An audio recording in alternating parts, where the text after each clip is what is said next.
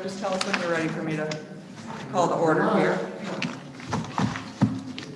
You ready now, Matthew? Okay, all right, let's call this meeting to order. And the first thing I'd like to do is welcome our newest ETJ member. It's Kara, right? That is correct. All right, we had a family friend growing up and pronounced it Kara, so I want to make sure I had it right. But welcome, Kara. You came at just the right time. I did, yes, of course. Very interested in this project, of course. So Okay, great. happy to join now. All right, and where do you live? As Sherry says, I'm a part of Cedarwood, although I'm Okay. a little bit on the outskirts of Cedarwood, so along Okay. Guilford College Road. Wonderful. Yeah. Wonderful. Well, thank you for volunteering to join us in all that we do. Of course. Okay, so the next thing we have is our roll call vote, and Matthew will do that. Hopefully folks can hear me.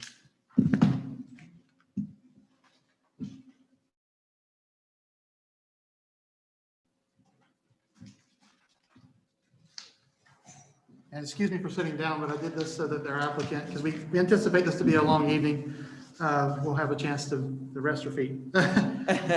All righty. Steve Monroe. Here. Kara Rena. Here. Dennis Scholl. Here. Russ Walker. Here. Sarah Glanville. Here. Eddie Oakley. Here. Ed Stafford.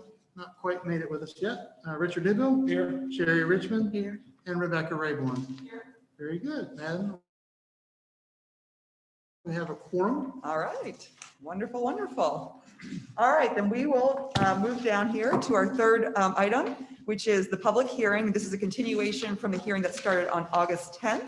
I'd like to open the public hearing, and Matt, if you will present anything for us that you have not previously. And then I do want to remind people that we're talking about what's generally known as the Johnson Farm, but it's 2221 Guilford College Road, 5300 Mackey Road, 2207 Guilford College Road, 5230 Mackey Road, and 5303 Mackey Road. That's correct. There will be some changes coming up in our research we have done. We did find one of the parcels. It's actually 5230 Mackey Road. It's about 4/10 of an acre.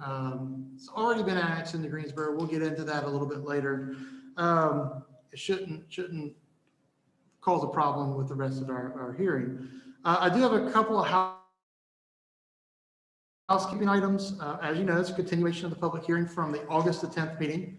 We do anticipate a little bit of a longer meeting this evening, with this being a work session between the applicant and the board. At the end of this meeting tonight, we will probably need you to request a special called meeting and depart from our regularly scheduled September the 14th meeting, just to allow the applicant a little bit of extra time to process the comments that they're going to hear from you this evening. We'll get to that part later in the evening. I would also be asking the board to consider when in this process they would like to open up the floor to public commentary, depending on the progress of tonight's meeting. So we'll talk about that towards the close of tonight. We are broadcasting this live via our YouTube channel.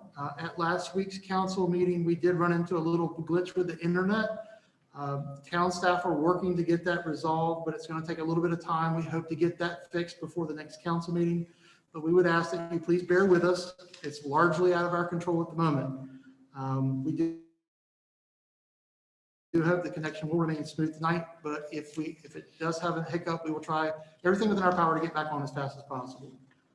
Tonight, you're going to have the opportunity to engage in a work session with the applicant to further refine your vision for the proposed development. For those of you who have provided me with photographs and examples prior to the meeting, I've printed off a couple of packets for you. They're at your stations.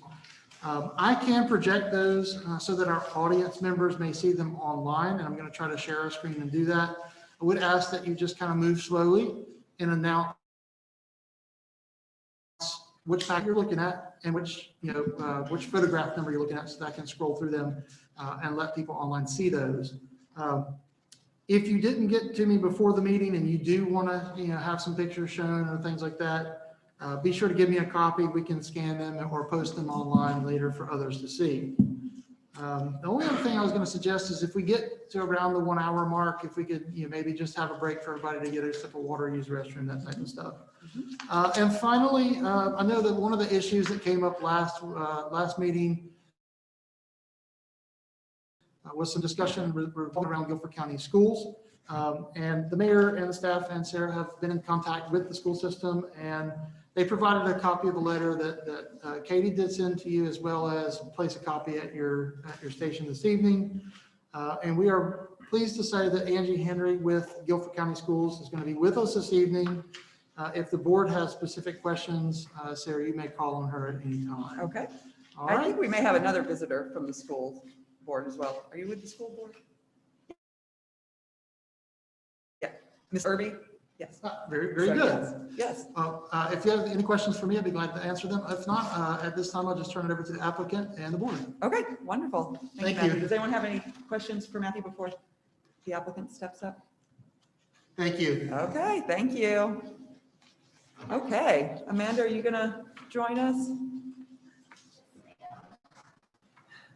So as we move forward, I was thinking about this meeting tonight, and I'm thinking, and Amanda, you let me know if I'm at or Matthew or Katie, let me know if I'm at source.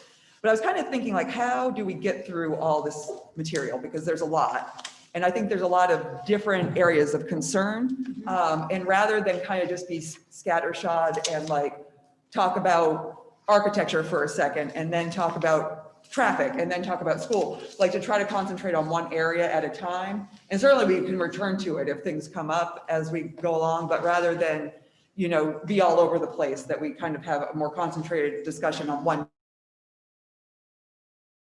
of these areas before moving on to the next topic, if that works. Okay. That's perfect. Okay. I would have asked for that as well. Okay, wonderful. And my proposal, but it's up to all of you, is that we start with the schools, just because we do have representatives from the schools here.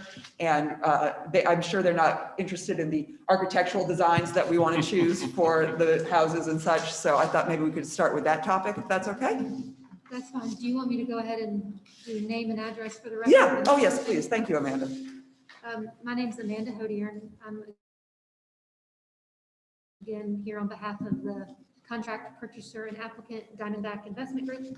My offices are at 804 Green Valley Road, Suite 200 in Greensboro. And I'm just going to quickly introduce who I've got with me tonight so that you'll know who's available to get engaged in these discussions. I wanted to make sure to have the right team assembled.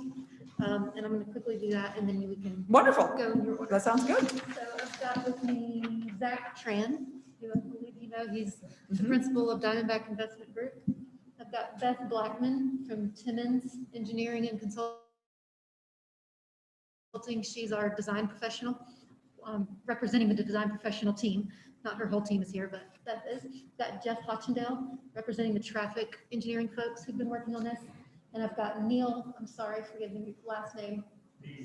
Neil Beasley. He's our arborist that we've engaged to work on this project with us as well.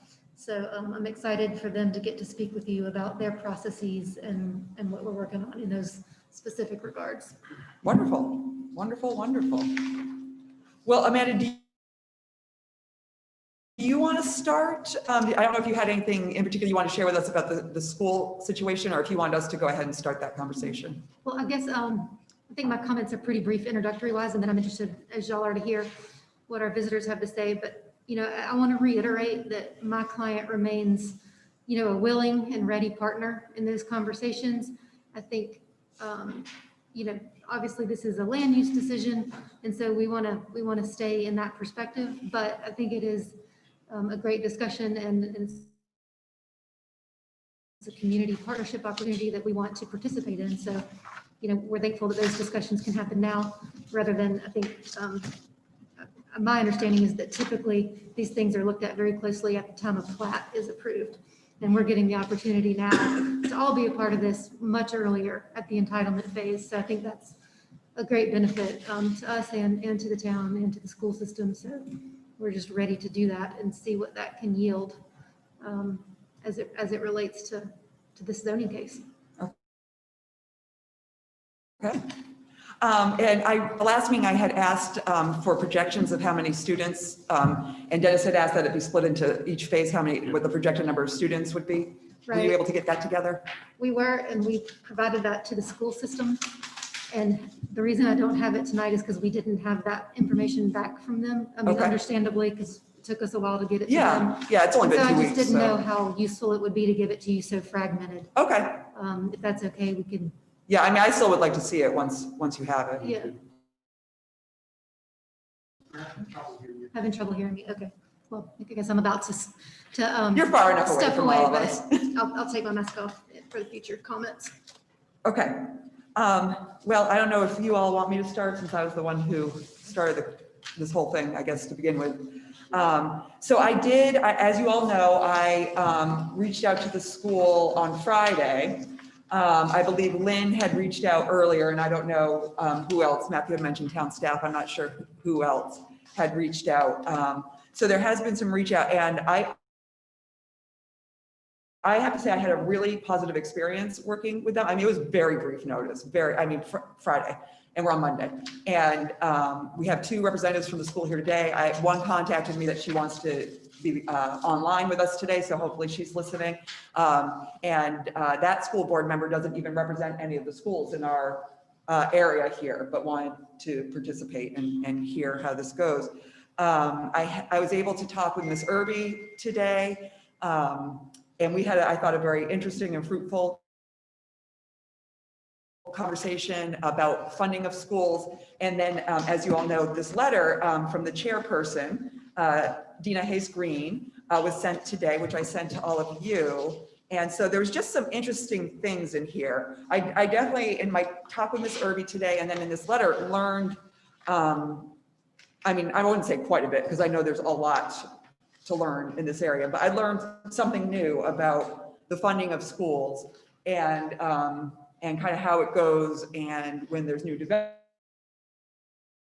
how that all plays out. And I guess I wasn't totally aware that when we get new tax revenue, which I know, Zach, you had spoken about at our last meeting, that we will have targeted properties that wouldn't increase the school capacity or school student body at all, but would add tax value. But one of the issues that we run into, because one of the things I asked was, how do we make sure those dollars stay here to help students who are here and would be impacted by this development? And what I found is that those tax dollars don't go directly to the school, they go to the county. So we really need to be working conjointly with the schools and the county commissioners, not just the school board, because they're very limited in kind of how they can direct the funds as well. And if you look at this letter, you can see there is already a $1.6 billion dollars identified in unmet needs for facilities. And if you take into account inflation, that's up to 2.67 billion, and that's already with no new students being added to the county. And if you see too, one of the things I highlighted was that I loved these kind of action points that Ms. Hayes Green sent to us of things that we can actively do. And one was advocate with the Board of County Commissioners to support financing of school facilities, including but not limited to the $300 million bond referendum approved for November ballot. But this is the part I really wanted to highlight, which represents just the first phase of a multi-phase plan for the next 15 years or more. So I know one thing we talked about a couple of weeks ago when we met was in the materials you gave us, it says that, in 10 years, the whole project won't be done for 10 years. And in that amount of time, we would have, potential time to either enhance the schools we already have or build a new school. But what I read here is that their plan is already 15 years or more. And again, this is a plan that's being developed by any new students in the county.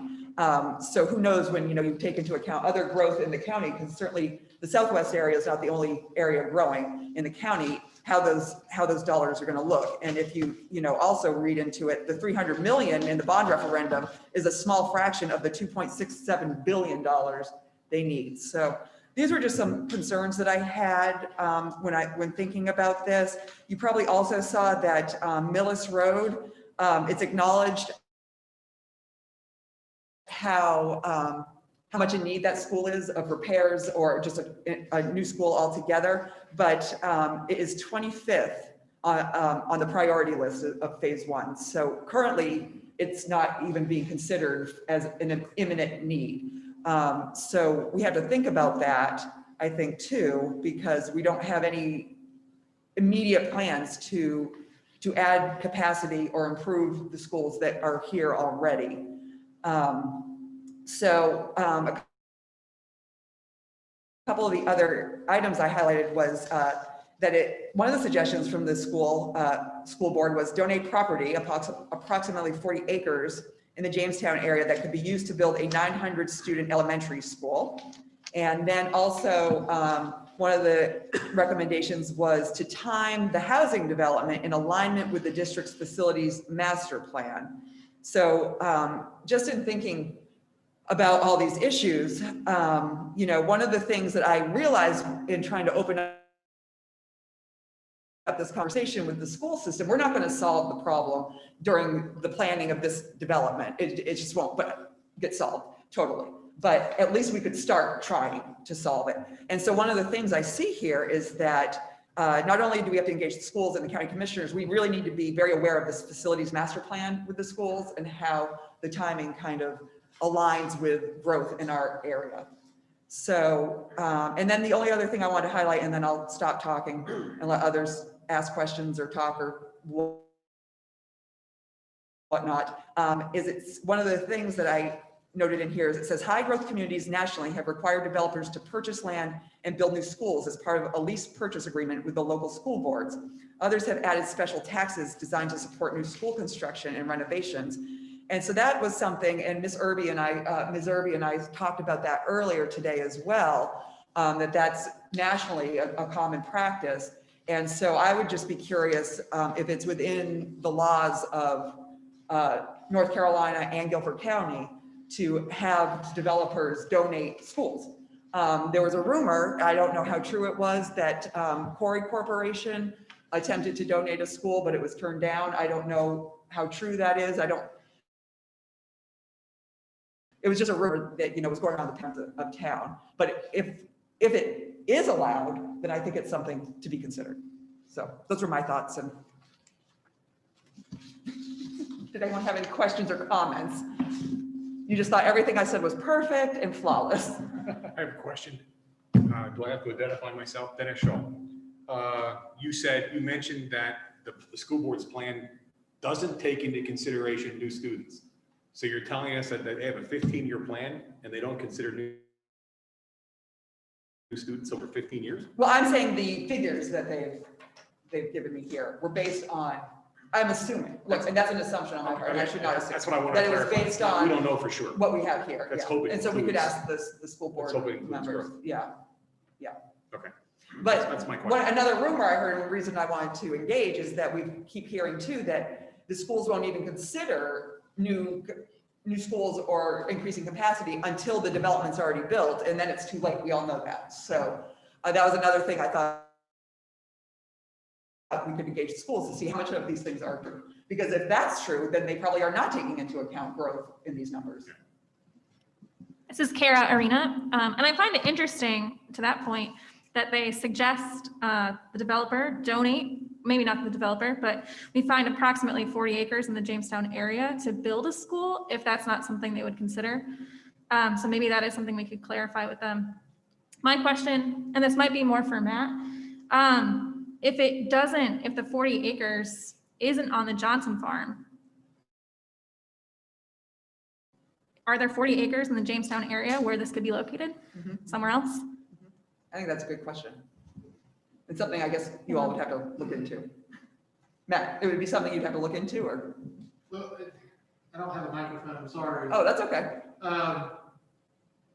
It's not up to us to find and select the school site, and most likely it's private property. I'll say that the town does not have 40 acres. 40 acres of property for a school site at this point. Okay. Thank you. Sure. I would like to add to some of these comments.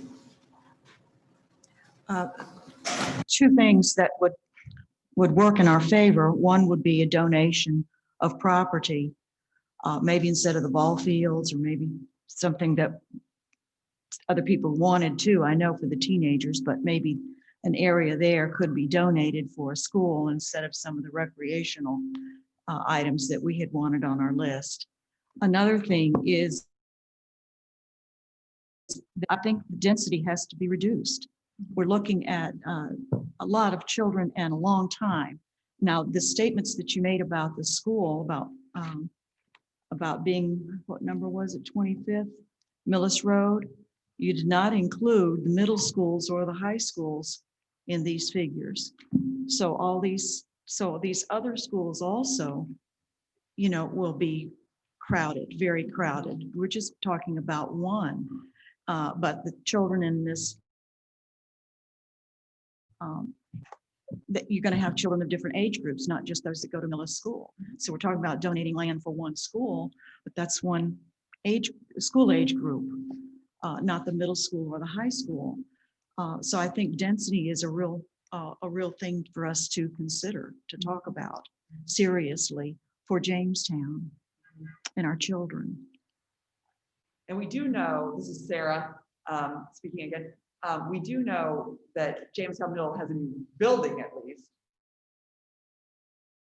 So it has that going for it. I don't know when they built that building, what capacity they built it for. So that would be something worth looking into, I think.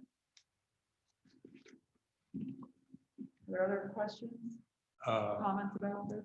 Go ahead. I'm Eddie Oakley. I know Millis Road was mentioned in the 25-year or 25th on the list. How about Jamestown Elementary, which is often forgotten school, and it's right here in our rock throwing distance, and it's overcrowded, terrible shape physically, and that needs to be addressed also. Yeah, and I'm guessing, and I did reach out to Ms. Hayes Green with some follow-up questions, but understandably, the turnaround time, like I said, was very quick. So, and I'm guessing, again, just guessing that the focus on Millis Road was because I had mentioned that school in particular in my email doesn't have a gymnasium. The bottom floor, I think, which is the 5th grade wing, I believe, floods when it rains too hard and such. So that, I think that one probably rose up in prominence in my email. So that might be why that one was addressed specifically. But we know, I mean, Florence Elementary has trailers, Millis Road has trailers. I'm not sure if Jamestown Elementary has trailers. Yeah. So we know capacity is an issue at all of our schools. So when I was thinking about this, what I was really thinking about is, and I see schools as an infrastructure issue. And just as we would consider whether the roads can handle the traffic or our sewer and water system can handle the sewer and water, we should also consider the infrastructure of the schools. And do we have the infrastructure to support this development? That's my personal opinion on it. I'm just putting it out there. I am the most vocal audience. So that's the way I've been thinking about it. Steve Monroe. We're obviously focused on Jamestown, but we have our neighbors from Greensboro who are just across the street. And I'm not sure, Eddie, who's developing the, 400 or 500 apartments behind Publix. And I understand there are more that are coming. And that has not been mentioned. Also, if that's Corey, then maybe we could develop a relationship with them and they may partner with you all and come up with some way to do that and not impact this development, but they may have some stuff already set aside. If they were going to donate something earlier and it was turned down, maybe if that's not a rumor, but fact, maybe the school system would consider that because there are neighbors and they're literally across the street. And if rumors are correct, there are even more hundreds of those apartments coming, and that is far denser than what we have here, because what we have here basically is single family. Some of it attached, but most of it is detached. Other questions or comments? Well, hello. I just wanted to share, I've been thinking about. Oh, Ed, could you just announce yourself since I'm you sorry. weren't here at the beginning, so folks listening will know that you're here now. I'm Ed Stafford, running slow today. Got an inch nerve in my spine, neurosurgeons tell me today, so my apologies, didn't mean to be disrespectful. One of my concerns is we have so many residential development has been the backbone of Jamestown's through the years. When Dad came here, there were 300 people, so I'm grateful for all the residential areas that are here now that people live in, and has made Jamestown such a nice place to live. So that's why we are certainly excited about what the direction you'd like to go with this piece of property. It's not going to remain agriculture or hog farm or something else, but we've got Cedarwood across the street, a comparable size with 1,500 square feet minimums. I think Whittington Hall is probably 1,800 minimums. I think Woodbine's probably 1,600. So I'm concerned about the size of the lots and the square footage of the houses not being in keeping with the surrounding development. I understand you don't need a 3/4 acre lot because you don't have a well and septic tank on them anymore. And our busy growing families don't want to mow as much grass as they used to. So I appreciate your efficient design. But the fact that we've got so many overcrowding issues with schools and streets and so forth else, I hate to take a step down in the size and quality and the size of our homes themselves for families. We're going to be limiting ourselves to the size of families that can live in a 1,400 square foot home. So I would like you to consider raising those square footage minimums and making the lots a little bit bigger too. That will help with congestion, with school population, and also be more in keeping with the residential development that surrounds you on all sides. There's certainly beautiful townhome projects on the other side of Mackey Road with a lot of brick on them and very well done inside and very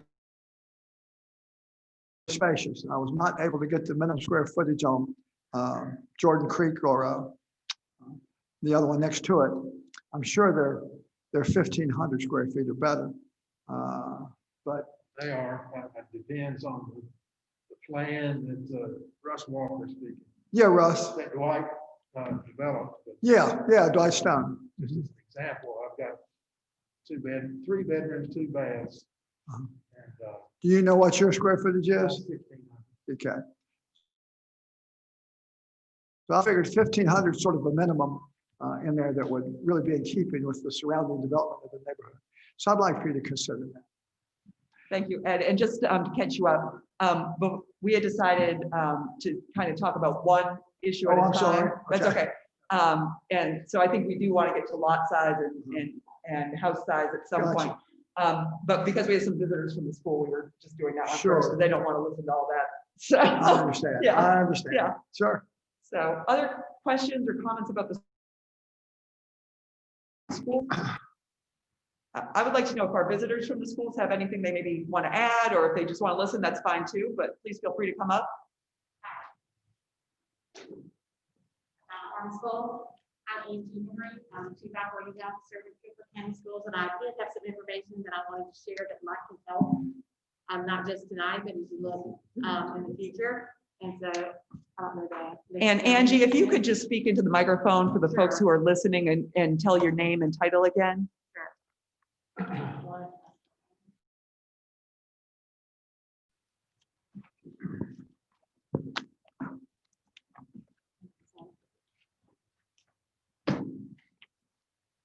Somebody's done their homework. Mhm. Good evening. I'm sorry. My name is Angie Henry. I'm the Chief Operating Officer with Guilford County Schools. I appreciate you letting us know that you were going to be having this discussion this evening and allow us an opportunity just to share some information. You've mentioned several times the letter you received today from Ms. Hayes Green. I appreciate you reading that and listening to what she had to say. But I also thought it's important to share with you our facilities master plan. And this is what we have put together following the facility study that was jointly funded by the Guilford County Schools and the Guilford County Board of County Commissioners. On page 45 of this book, I think there's something here at the corner. It talks kind of about the area here in Jamestown. It looks like we don't have enough information to share.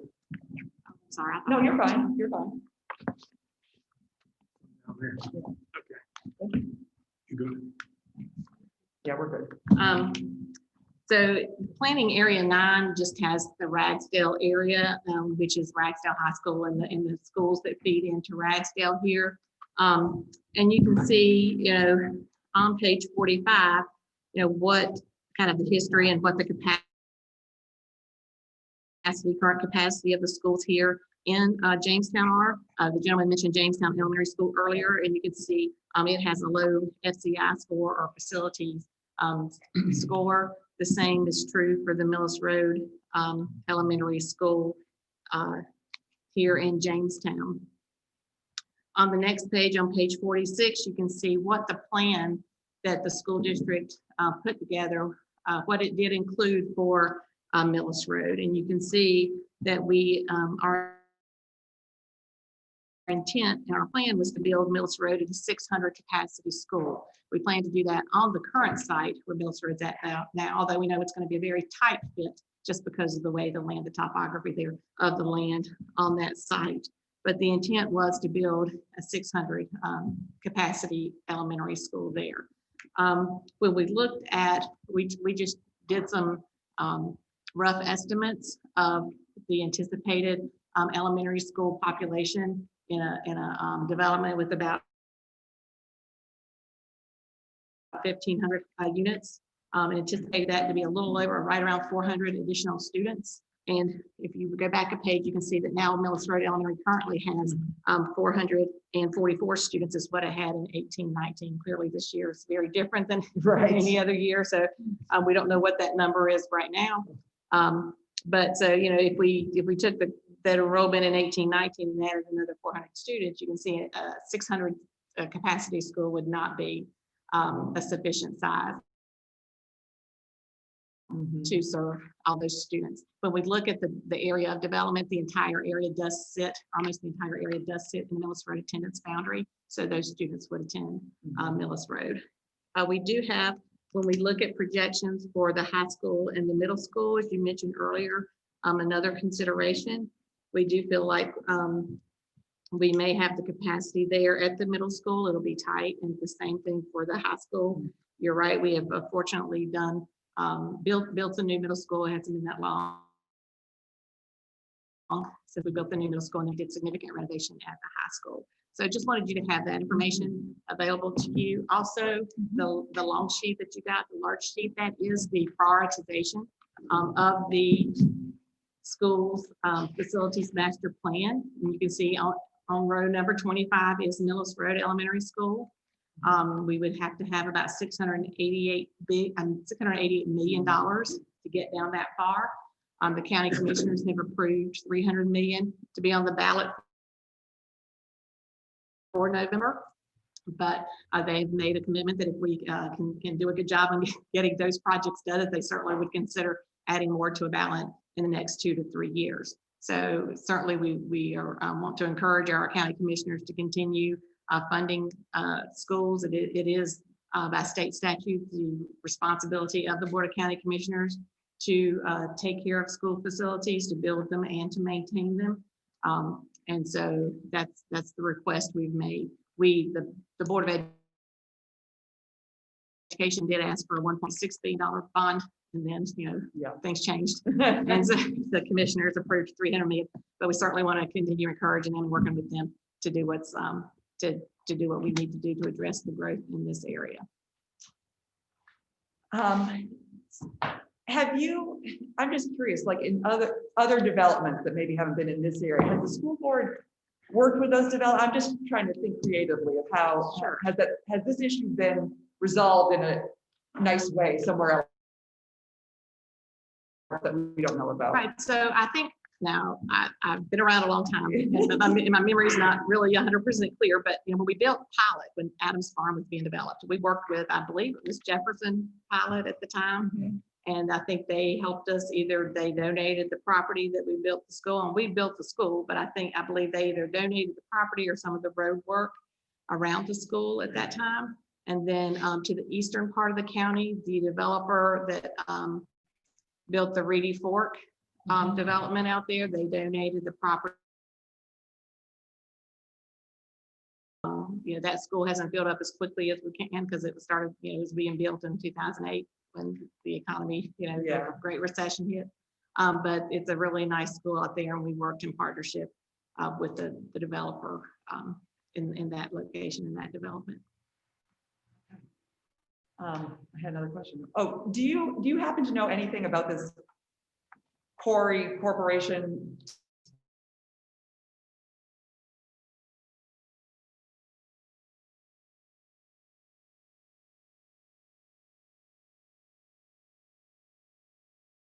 Like I said, I've been around a long time, but there may have been something in the 2000. We passed bonds in 2000, 2003, and 2008. So, we were doing a lot of construction during that time. So there may have been something back then, but I'm not aware of what it is. So. And is the 300 million bond that's on the ballot in November now, is that tied to the tax, sales tax increase? So there will be, well, there are two separate initiatives on the ballot. So there will be there will be the school bond, the 300 million, and then the separate vote will be taken for the quarter-cent sales tax. I think the county commissioners are very concerned about how a $300 million bond would be funded if they don't get the sales tax approved. So I think we've got to work as we advocate for the bond. I think we've got to advocate for the sales tax as well, understanding that while that'll be a great source of revenue for the first 300 million, right, that revenue will stay in place for the next 300 million. I mean, once you approve a sales tax, that revenue's there. Yeah. Until they vote to stop it. Yeah. So that would be a great source. If we can encourage commissioners to continue to use it for school construction, that certainly would be a great source of revenue, a long-term source of revenue, and a way for us to address the facilities need, the 2.67 billion that you see there over the 15-year period. Okay. Other questions? Where is Sherry Richmond? Where is Jamestown Elementary on here for? I'm sorry, I don't have a copy in front of me, but it should be on there somewhere. I didn't look. Its score is a little lower than Millis Road, but Millis Road has the capacity issue, so I'm not sure if it's. Thank you. And phase one, say you had the money magically today, how long would phase one take? We would work with construction contractors and construction management contractors, and we believed it would take 5 to 7 years if we could have dedicated contractors dedicated to doing that work. Okay. We planned this for 15 years. The inflation is built in for 15 years. Okay. When you look at those amounts in that column. Okay. But some of these numbers you're saying, like, for instance, if we had new developments like we do already behind Publix and other developments that are happening, it said, but kind of what you already thought you would need for Millis Road is already outsized. Right. And so, okay, so the numbers would probably have to change some. Right, yeah, Okay. we did, the firm that helped us develop this did look at growth across the county and saw it in some areas and some, more in some areas and less in others. And so they took that into consideration as we looked at how we would develop schools and rebuild schools. There you go, Dennis. There you go. That's the answer I was looking for. Yeah. I have another question. You were just smart enough to ask rather than assume, like I Yeah, did. well, I have another question. If you do get donated land, does that change the priority in any way, shape, or form of this list? Great question. Well, that's a very good question. I don't know that it could right away. I think there are schools that are in such a bad condition that only having $300 million to address those. Yep. I don't know that that could change You don't even get first. for one school, really. I mean, Right. you I mean, say yeah, we don't most get of the very loans far are down. Yeah. something. Very far down the list of 300 million, Yeah, but it could change the second 300 million. Right. I mean, we had donated land and we were looking, at what we could do in the next bond issue, then that certainly could potentially change that. Our Board of Education would certainly consider that. Interesting. I want to clarify, this is Kara Arena, a point about the attendance boundary. So you said that this development is primarily in the Millis Road attendance boundary. I believe an idea was shared that we could reach out to the company working with the apartments behind Publix to possibly come up with a joint area for a school. But correct me if I'm wrong, they would be in a different attendance boundary, so that would not be a viable solution. See if I it's got- Greensboro, but Sedgefield goes to Millis Road. And then you've got the units now on the old JP property that are going up. That's all multifamily. And I have no idea how big that is. Do you have any idea, Richard, how big that is? I don't know, I just know it's done. It's huge. I'm sorry, I missed that. What development is that? The old Jefferson Pilot property, That's gonna be housing. it is, they're going units, you're going up. And with lumber prices right now going through the roof, they're very expensive. Okay, I'm sorry, where is the, So it would be on the corner of Gate City and Gilbert College Road. We're talking about.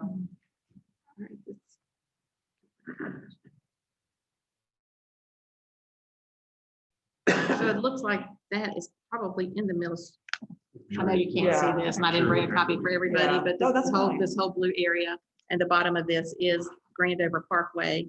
And here's Gate City Boulevard here, running Okay. here. All of this blue area is the Millis Road attendance boundary. Well, that's probably where that JP stuff is as well. I mean, there may be between those two, there may be 500-600 units between them. I think so.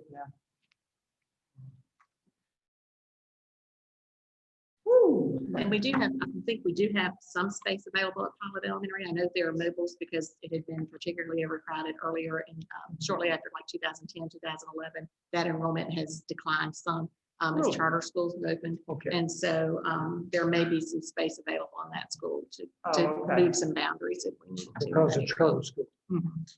Interesting. How does that work? And this is just, has nothing to do honestly with the development, but just curious. How does it work if you have students, who have already been attending one school, you just still move them over to if it gets redistricted or? Typically, our board will grandfather students who Oh, are okay. already in the school, allow them to finish in that school, and then new students enroll or would move to the Oh, new, okay. to the new school. That's typically how we've done it. It's been a long time since we've had any. I mean, I think it's been 20 years since we've had Oh. any large boundary changes in Guilford County. Okay. Any other questions? Yeah, one other question. So with all of this going on around here, the stuff behind Publix and Jefferson Pilot and obviously this property. At the school board, do they look at where they want to place maybe a new elementary school? Certainly. So that was part of the facilities master plan. We did look at growth, and there are some areas in the county that are growing. I know this feels like this is growing fast, but when we look at the northern area yeah, of the county I'm sure you do. and the yeah. northwest and then in southwest, one of the first things you'll see on that list is a K-8 new school in the southwest area, just because Yeah. overcrowding is tremendous in that area. So they do look at growth when they are building or identifying new schools to build. The problem that we have is finding the property. Was there one identified? Was there something identified for this area? There was not. There was not, okay. Yeah, just the southwest area is the closest thing that we've got to this area. And obviously, and this may be a question for the governor, honestly, I don't know, but Obviously, right now we're in an economic downturn, and I know sales tax revenue is down. We know right now anyway, the housing market has been going strong, so property tax revenue hasn't really gone down too much as far as I know. But the last figure I knew, and this was a couple months ago, so it's probably changed, was that the state in general was expecting a $4 billion decrease in tax revenue over the next budget cycle. And so when you all think about your school budgets, I mean, how is that? And obviously that's going to affect the timeline for some of this. So state funding doesn't really affect construction because okay. that is 100% a local Okay. burden. That's good to know. So state statute again requires the county commissioners address that. Okay. So again, they are concerned about their revenue. Right, I was going to say the Yeah. county will also. So This is they a are decrease in particularly revenue, yeah. concerned about their sales tax revenue and about some property tax. But again, that's why it's important that we support the sales tax referendum. So again, those dollars can be used long-term to support a long-range school facilities. Okay. Thank you. I appreciate you. Yes, thank you so much. And thank you. I mean, particularly, I have 2 children at Triangle Lake Montessori. And so as a parent with kids in elementary school right now and knowing how difficult this time is, I really appreciate all that you all have put together and responding on such short notice and such, because I know there are bigger fish to fry right now. And so I really appreciate it. Thank you. Yeah, thank you. for coming. Ms. Irby, did you have anything you wanted to add?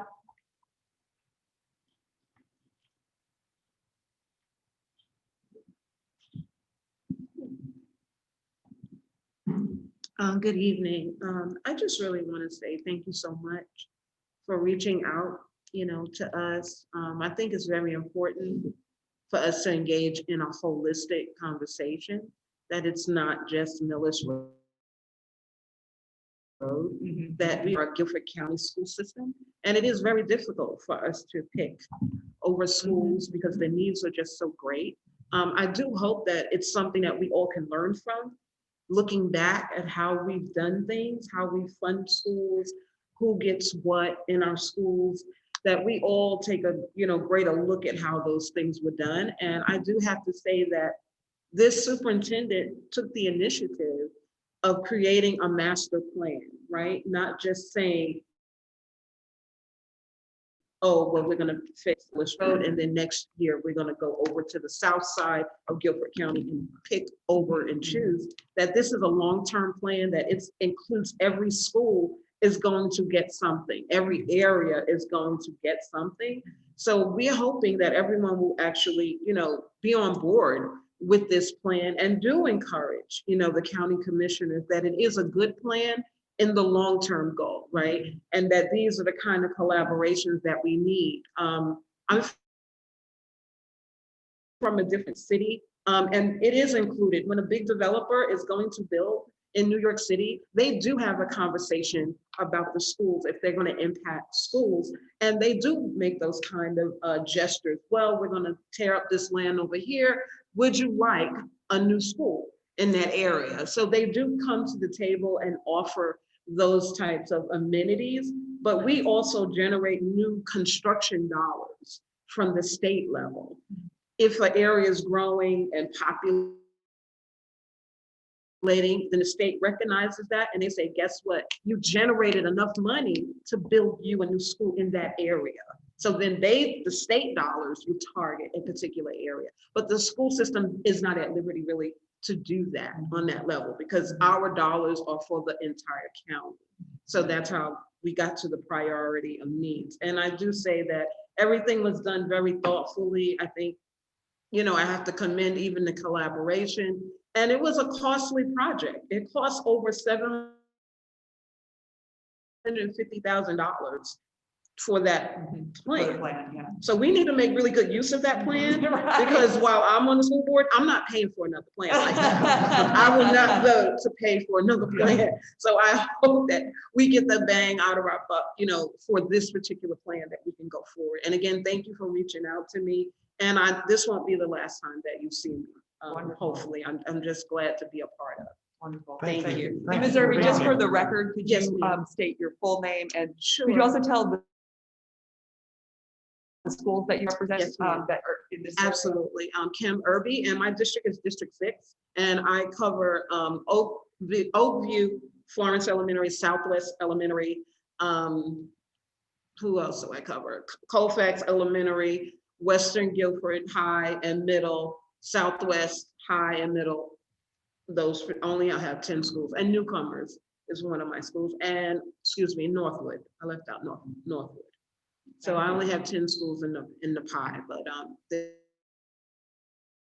very That's enough. big, Yeah. things going on at all of those schools. So, definitely reach out to me. I do have my card for everyone, so I'll make sure I leave it so that you can have it. But feel free to call on me. The district, that's why the Dr. Contreras sent Angie, right? She sent the expert, she sent the person that handles these things. And that's how she likes to do things. And that's how we like to do things as well. If you send an email, we like to respond and make sure we get you the good information that's available to you and everyone else. Wonderful. Thank you. And I hope that helps. Yes, thank you. Does Thank anyone have any you. questions? Thank you so much. Thank you. And if you don't want to Yes. stick around for all the other conversation, you can feel free I'm to sorry? leave your cards. I said, thank you for coming. Oh, definitely. I'm glad that you reached out. Yeah, thank you. Thank you. Okay. I know that was a big topic, and so, Very important topic. Yes. Thank you for putting it first. yes, I do want to give Amanda a chance too, if she had any further comments after that conversation. Well, she's got 16 pages of notes, so this one. Fortunately, let me do this, if that's okay. Fortunately, I have been in several of the primer talks that the consultant that the school system hired went around and was giving prior to the pandemic. And so I'm very familiar with the binder you all got. Luckily, I didn't have to dot all that out. But yeah, so I'm glad that last week when this issue was raised, I was immediately thinking the master facilities plan and the referendum supporting that incrementally and have to be a part of this discussion, or else we're just trying to redo a lot of hard and excellent work that the school system's already done. So I'm very happy that you closed that loop. And now we can all be on the same page, kind of how do we work within that context and how do we use opportunities that, those consultants weren't aware of when they did that, and how do we fold that in and continue to keep that plan going and getting to an endpoint that serves the school system as a whole and this community. I do want to, now that we've had that larger context, for my purposes, and maybe that's enough for tonight. I'm not really sure how much you wanted to get into it tonight, but I certainly am not going to sit here and be an expert on the GCS master plan or school demography.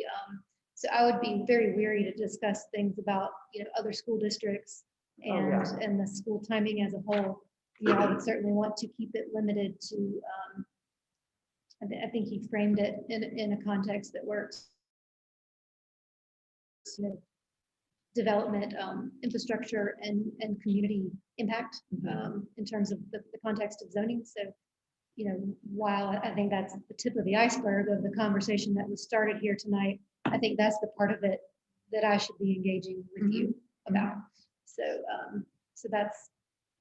Well, I know the question for me, and I don't know if it would be a question for others, but given kind of what we've heard tonight and the letter that we received, I think a big question will be, is the developer willing to either on its own or work with the corporation to donate this 40 acres that the school system says it could use to eventually build a school on, though we realize that wouldn't be an immediate, construction project, but. Sure, yes. And I don't expect you to answer that tonight, by any means. Right, yeah. Yeah, And I'm just putting it out there. okay, yes, thank you for clarifying that. I do think that's sort of the entry point for us into this conversation of all the things I heard. Obviously, today and during the context of this discussion, we're not going to change the state statutes that direct flow of tax dollars to. Right. Oh, absolutely, yes. We're not going to all of a sudden make APF ordinances legal in North Carolina. And some of the other things that have been discussed in that letter that we just don't have the framework here in North Carolina for. So again, I think we need to, as much as this needs to be about this development's impact on the community, it also needs to be in the framework of of the options we have available to us in North Carolina. Yes, I know there's a lot of cool ideas going along around nationally on how to meet this need, but we just don't have all those tools in our toolbox here. So, but yes, to your point and kind of crystallizing what we could do here, I think that's definitely a worthy discussion. I think that it's one we need to have with town officials and school board, because we need to think about if we were to do that, what would the timing be? What would the opportunity cost of that donated land for 10, 15, 20 years before it gets built on B? Or is there a way to speed that up? Is there a way to do a different kind of partnership other than just donate and release? Yeah. That might be more fruitful. So I think that's a much bigger discussion, but one we're certainly happy to have. Wonderful. I mean, I think that's the best we can hope for tonight. So, Good. okay. Do we want to take I know Matthew said about the hour mark to take a break, and since we have a transition point, do you want to take a break now? Okay, so 5-minute recess? Sure. Do I have to hit the gavel for a recess? Okay, we'll take a 5-minute recess and resume, I guess, then at 7:01.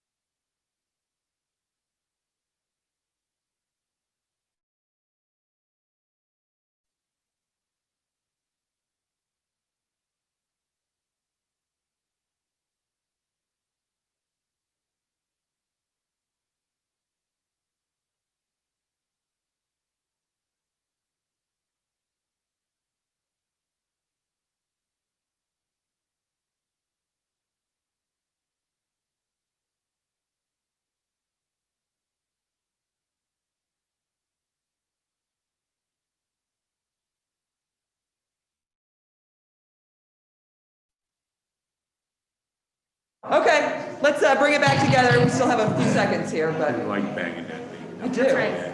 Feel very powerful. I was going to Four. suggest you should bang it for our break. But I don't know if when you're done being the chair, you can take it home with you. Like, is it a prize that you get to I think it was Lynn told us you. Yeah. All right, let's get started back here. Although we're missing 2, 3, and we're missing Katie and Kenny. So I don't even have Katie here to keep me in line to know if we can get started with these folks missing. Katie, we're at our 5-minute mark. We're missing a few. Can we reconvene or do we have to wait? you can wait a few more minutes. I was hoping we did not have to wait. We're missing 3. You're good. You can start. We can start? Okay. We have a quorum. So we had that fruitful conversation, and certainly we can continue to talk about the schools tonight. I don't want to, like I said, shut off that conversation by any means. You know, we might have thoughts that come up, but if we want to move to other topics that people want to discuss, I'm going to, for once, you know, give the floor to someone else and see what you all want to talk about next. I know Ed Stafford had brought up lot sizes and home sizes. I don't know if that's an area we want to go into next, or if there's something more pressing we want to talk about first. Oh, here comes Ed right here. I did want to add to that, actually. Yeah. So Oh, yes. this is Kara. And from what I've read from our comprehensive land development plan, you know, the proposal or the idea was for small to medium density of the Johnson Farm. And I think what is currently planned is more of a medium to high density. And so I really appreciate what Ed said, because I think it's right in line with our comprehensive land plan. So I would agree wholeheartedly. This is Richard Newville, and in line with that, I wonder if Castle Village or the developers have looked at the existing home values like Cedarwood and Jordan Creek, and what the 1,400 square foot homes, price point there, and how it would compare, and what it would do to existing home values. Sure. Because that's a factor that we need to consider. Yeah, and Richard, I definitely hear you, and I know people do worry about their property values, and I don't want to minimize that concern whatsoever. But when we have these conversations, we just have to remember, we can't I know we consider can't be anything exclusive. I know that. considered exclusionary. So Yeah. anything that would look like we only want a certain income level to be living in the town, we can't consider. I understand that, but the difference between 1,400 and 1,600 is not exclusionary. Well, unless it's to the ends of getting the house at a price point that only people of a certain income level can attain, then it is exclusionary. So I just want to make that Right. I realize distinction, yeah. I still want the question answered. Oh, that's fine, that's fine. It's for all of us in the room, not just those of us here on the board, but also listening. Right. We just have to remember that.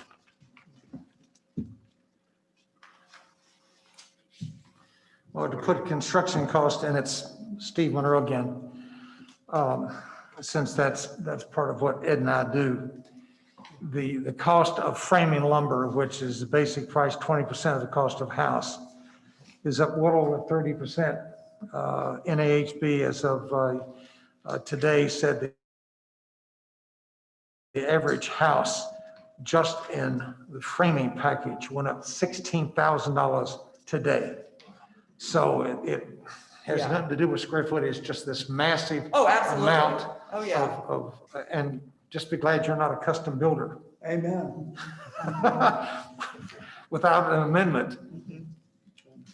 And since this is a work group, if people want Amanda to respond to something, or if you have suggestions that you want, like, this is what we need to see,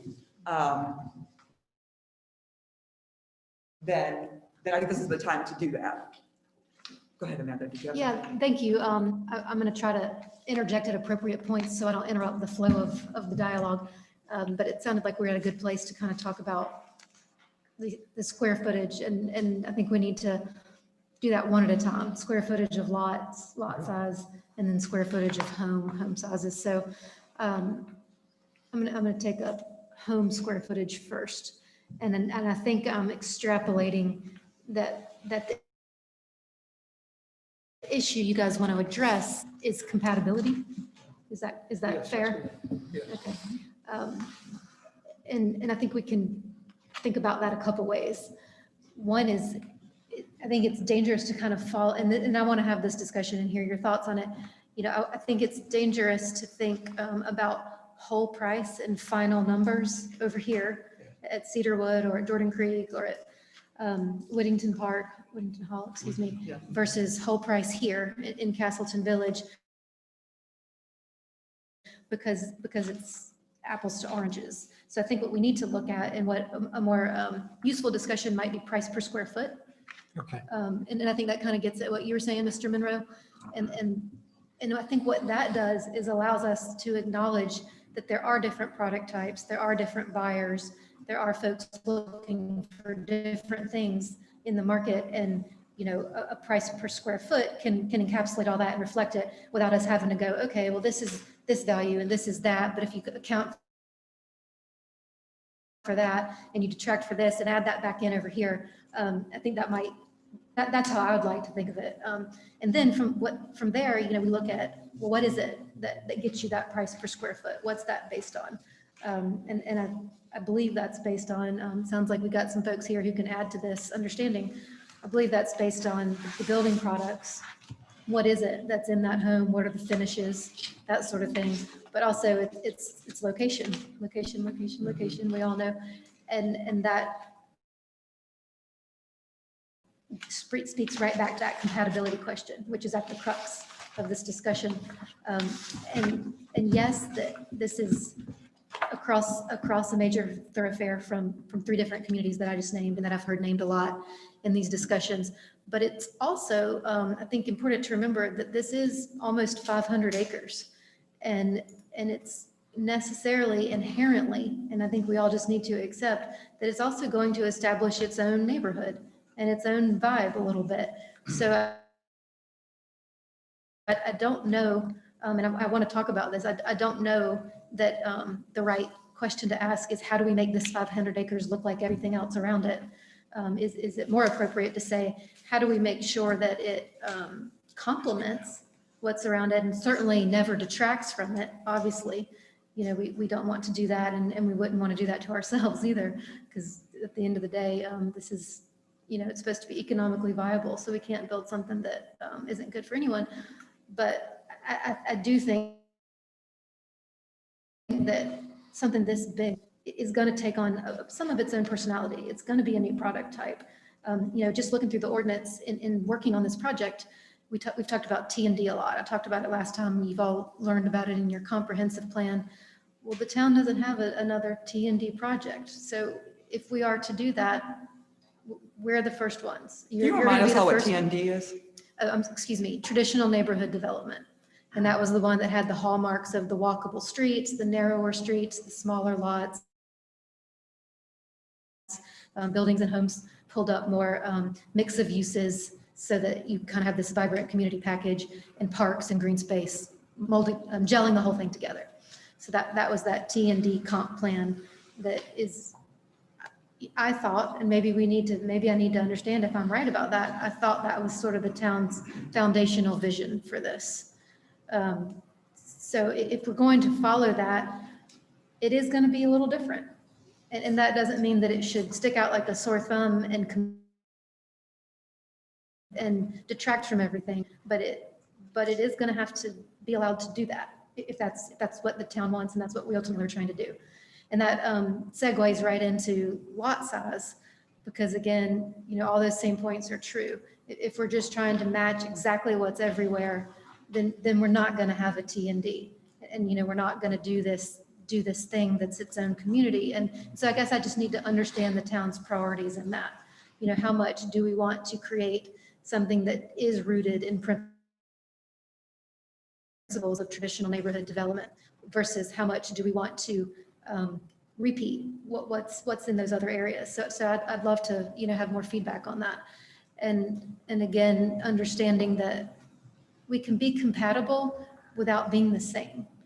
And ways I think that we can do that are with buffering, with thoughtful placement of uses to make sure, that we're not, blaring a commercial development into the neighborhood across the street. That was a great point from the plan in February. And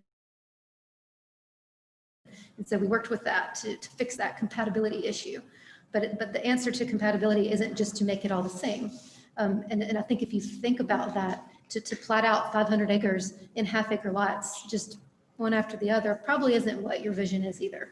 So that's what I want to hear more about. How do we get those cool design elements that obviously was an intention, because that's what y'all decided. What was it, 17 years ago, Matt, that y'all adopted the comp plan, something like that. So that's not their long time and has kind of been guiding the thought process for this. So I want to be intentional about how we honor that and stay true to that, because that's what zoning is supposed to do. We're supposed to stay consistent with the roadmap that the town has laid out. So I want to stay consistent in that, and also give the community something that they feel like isn't detracting and being an eyesore to this nice place. One thing that, Sherry, go ahead. Sherry Richmond. When we got our original packets, 39 pages, on page 21, we're referring to growth management and the goals. I'm sorry, you're looking We're at- talking philosophically, theoretically here. Maintain and enhance Jamestown's special community characteristics and heritage. And I get the feeling that we're dividing this community up into one community that's alike or similar or itself, and then the rest of Jamestown. I don't know if that is the intent of the tone, but I certainly hope that we look carefully at how we blend them. Not necessarily that one has to be entirely on its own or look like itself, because we have other communities. Also on that same page, number 1.11, continue to value, preserve, and enhance existing residential uses and neighborhoods to maintain unique small-town character of Jamestown. So this is what I'm looking at.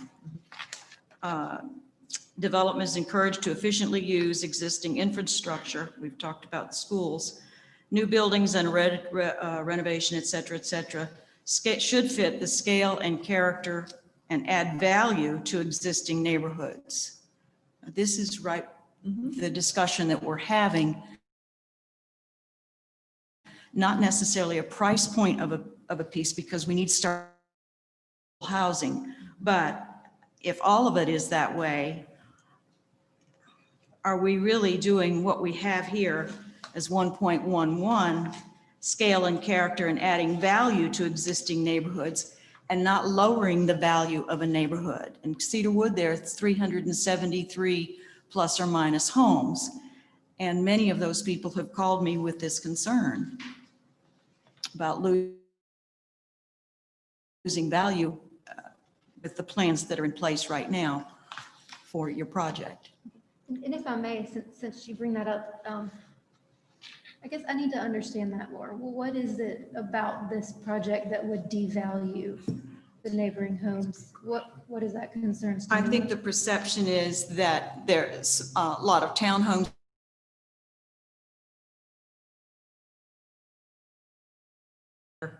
because of Cedarwood. There are other places that have quarter acre, but we're looking at very high density here too. And I think that's a concern. The traffic, all of it together, I think the traffic, the commercial, we've got that moved away. The apartments are moved. So those are very good. And I think some concerns about the farmer's market. We haven't even gotten to that yet, being across from there. But the townhomes, if they're going to be right against some of the single family homes, maybe a flip, moving those. Okay. But a blending, if there's a blending, if you have single family here, could you have single family here? And then it blends into the rest of your concept. Mhm. Okay. And that would fit more with your goal up here too, our goal, The rather. 1.1.1. I'm sorry. 1.11. Enhance Jamestown special community characteristics and heritage. I think we want it to look like Jamestown too. You know, I don't know how to do that. In other words, I guess I'm speaking for some people who are saying, is this going to be Castleton? Where do you live? Oh, I live in Castleton. Mhm. Versus I live in Jamestown. Okay. Thank you. Thank you for elaborating on that. That's useful. And I completely agree with you that it is the whole thing. When you said, well, it's the density, it's the lot sizes, it's the traffic. And I agree with all of that. And I would offer that those same things are true in their positives. You know, all the things that this neighborhood will be comprehensively, it's more than just the one townhome at a certain square footage. You know, it's going, you know, if we build a nice community here, when we're all said and done and we've done our jobs well, and we build a nice community that's an asset to Jamestown, that's what's going to impact neighborhood values, because that raises that location multiplier in an appraisal. That's what we need to be looking at. So I appreciate that comment a lot, because we need to amp down the bad whole aspects like you just listed, and we need to amp up the good whole aspects so that, you know, it's because comp-wise, comparables, when we're talking about neighboring property values, with big dividers, like a facility like Guilford College Road, that's going to be seen as a natural divider between neighborhoods. So I just, I'm struggling to agree that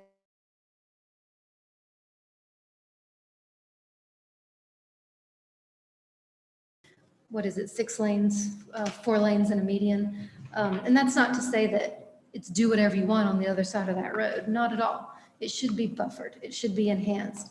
It should be mitigated. But I think what it does give us the opportunity to do is to use those physical and natural barriers that already exist as points of transition in the community, to not have to just keep doing the same development pattern. Again, you know, we all know that that's sprawl and that's unsustainable, and that's not how all buyers and that's not all sectors of the market anymore. So at what point is it appropriate to make a switch, gradually ease in to a use that looks a little different? So, you know,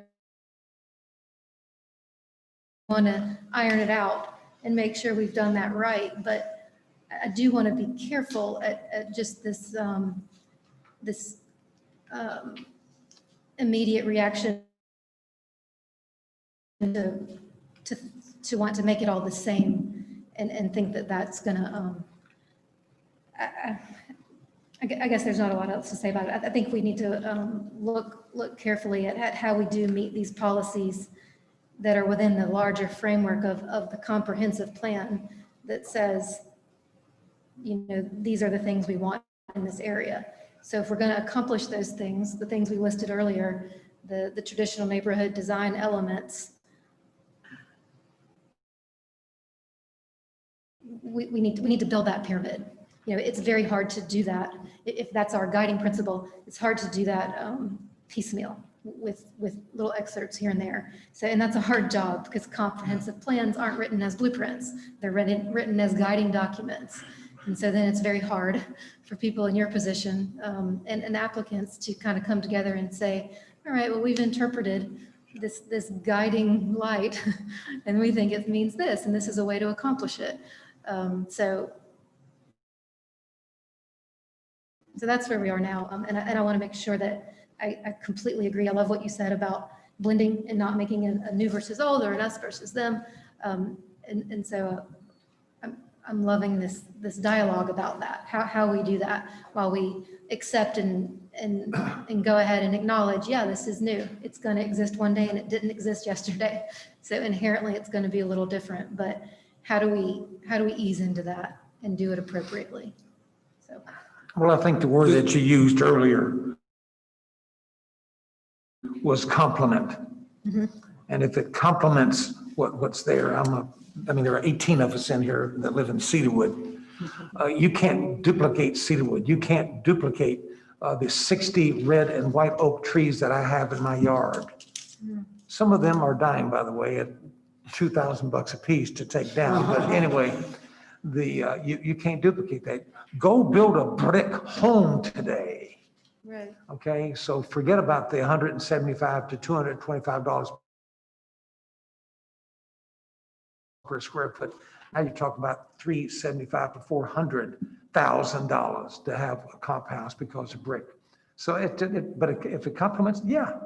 And there's some pretty sexy stuff that you can do with those portrait homes, which is on the other side of McKay Road, as it's pronounced in Scotland.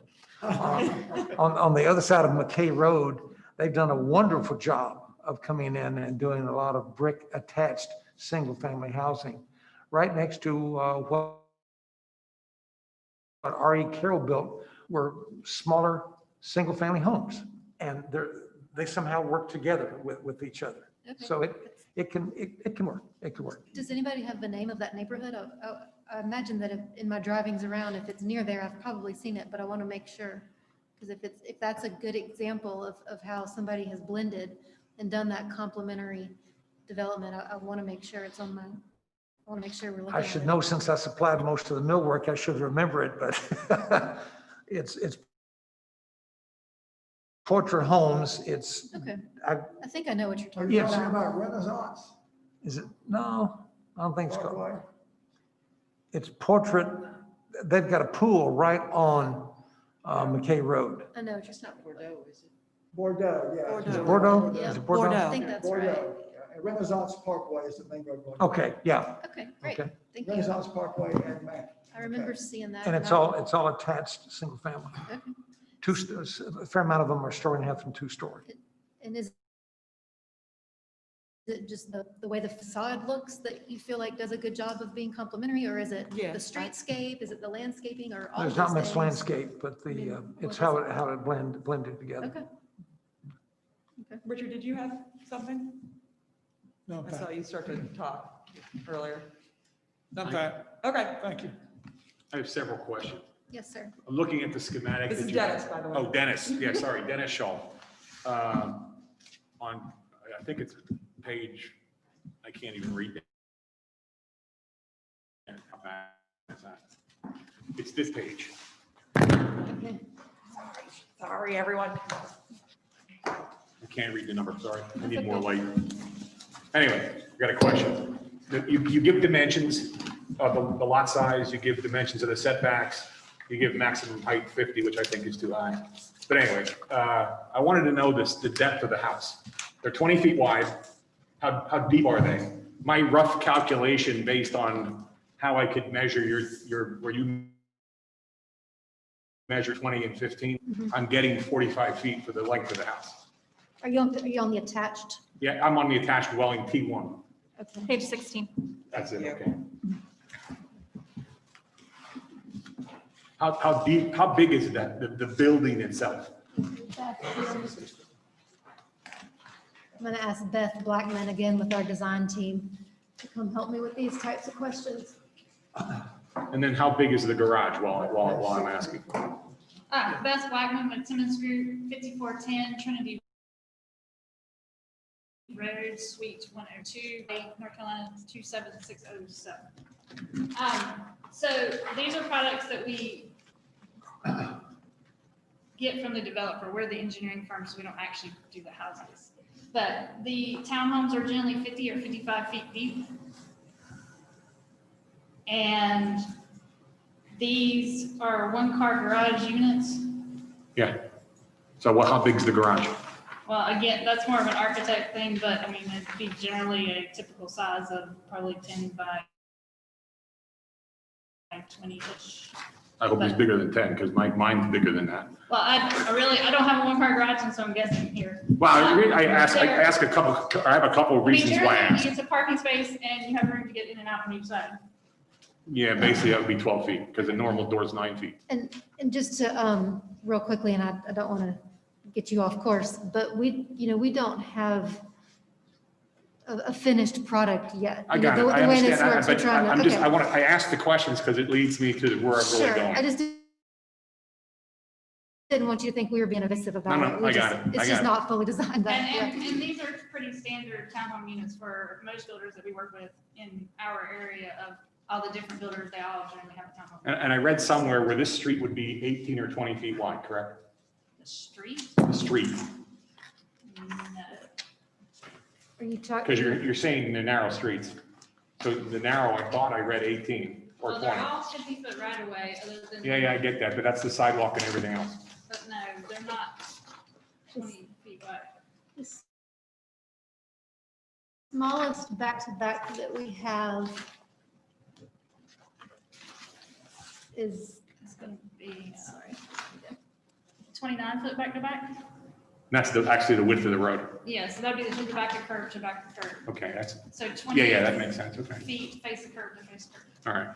'Cause I had questions based on the narrowness of the street. Yeah, I'm not sure where you saw, maybe the one, when you were looking at a divided one, maybe you saw it there, but no, Okay. they're 29 feet would be your smallest. All right, because I didn't find a development in Greensboro that is, I think the houses are 24 feet wide.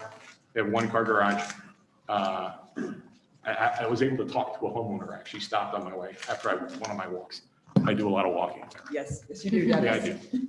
And it's the development on Eagle Street, which is right behind Home Depot on Wendell. All right. And I have pictures. I mean, I took pictures, but I don't want to share those. I'll share them later. It was an extremely cramped area. I mean, the cars are basically parked in their lane. No one parks in the garage because the garages are too small. That's why I asked about the size of the garage. Well, it will be. So what happens is Correct. everyone's got two cars. They got one in the driveway and they park one they have auxiliary parking, like an indent outside the road. They have an indent for parking spaces. Those are for visitors. Yet everyone who lives there parks a car there. So there's no visiting parking. So if a visitor comes, they park on the street. You can't get through. And I questioned Matt when Katie swore me in for this planning commission. He happened Or a to- board. Yeah, or a planning board, yeah. He happened to mention to me that chances are adding this development to Jamestown will change our trash pickup from 2 to 1, which means we'll get a can. These people have no place to put a can or two. So what are they gonna do? Put them outside? That I don't like. They need to have space to put the can inside. you mean when it's not out on the street? Right, well, yeah, sure, when it's pickup day, that's different. Okay. I'm talking about when they're just, Where to store it. where they store it. So a lot. That was an issue for me. A lot of municipalities have that conversation, and a lot of garages have a niche where they will go. That is something that could be worked on, with the home designer when it got. to I think that we're gonna point. have to, because these And then are the big cans. Other option that I've seen in some townhome developments is where it's in the HOA that they have to be stored in the rear.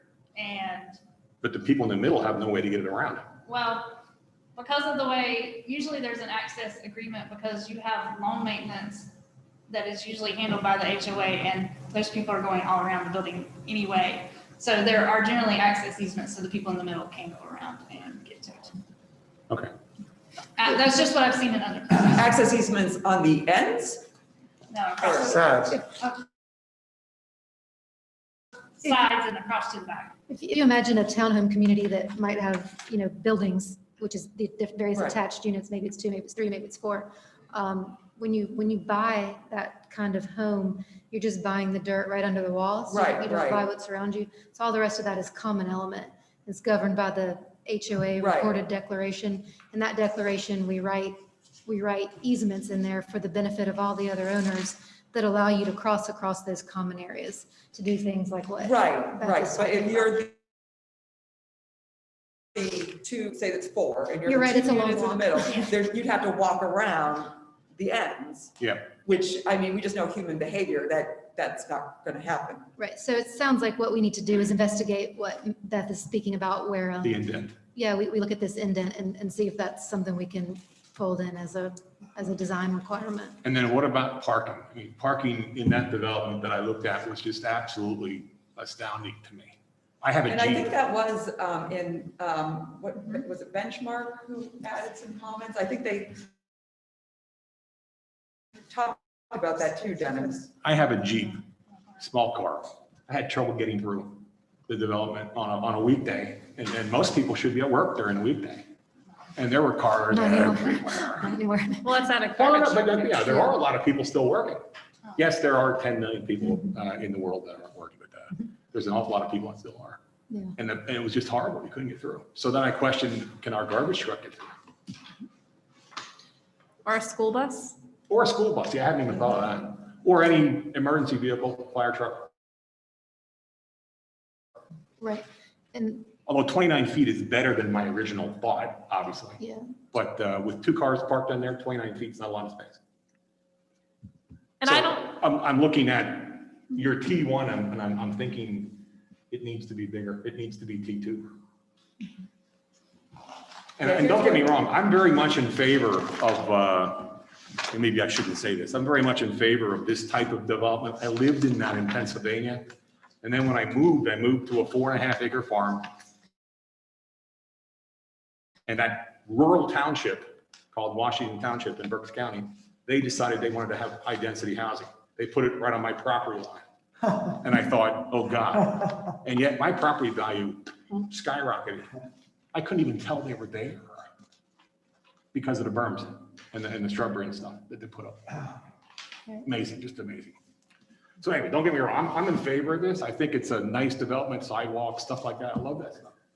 But it needs to be a place.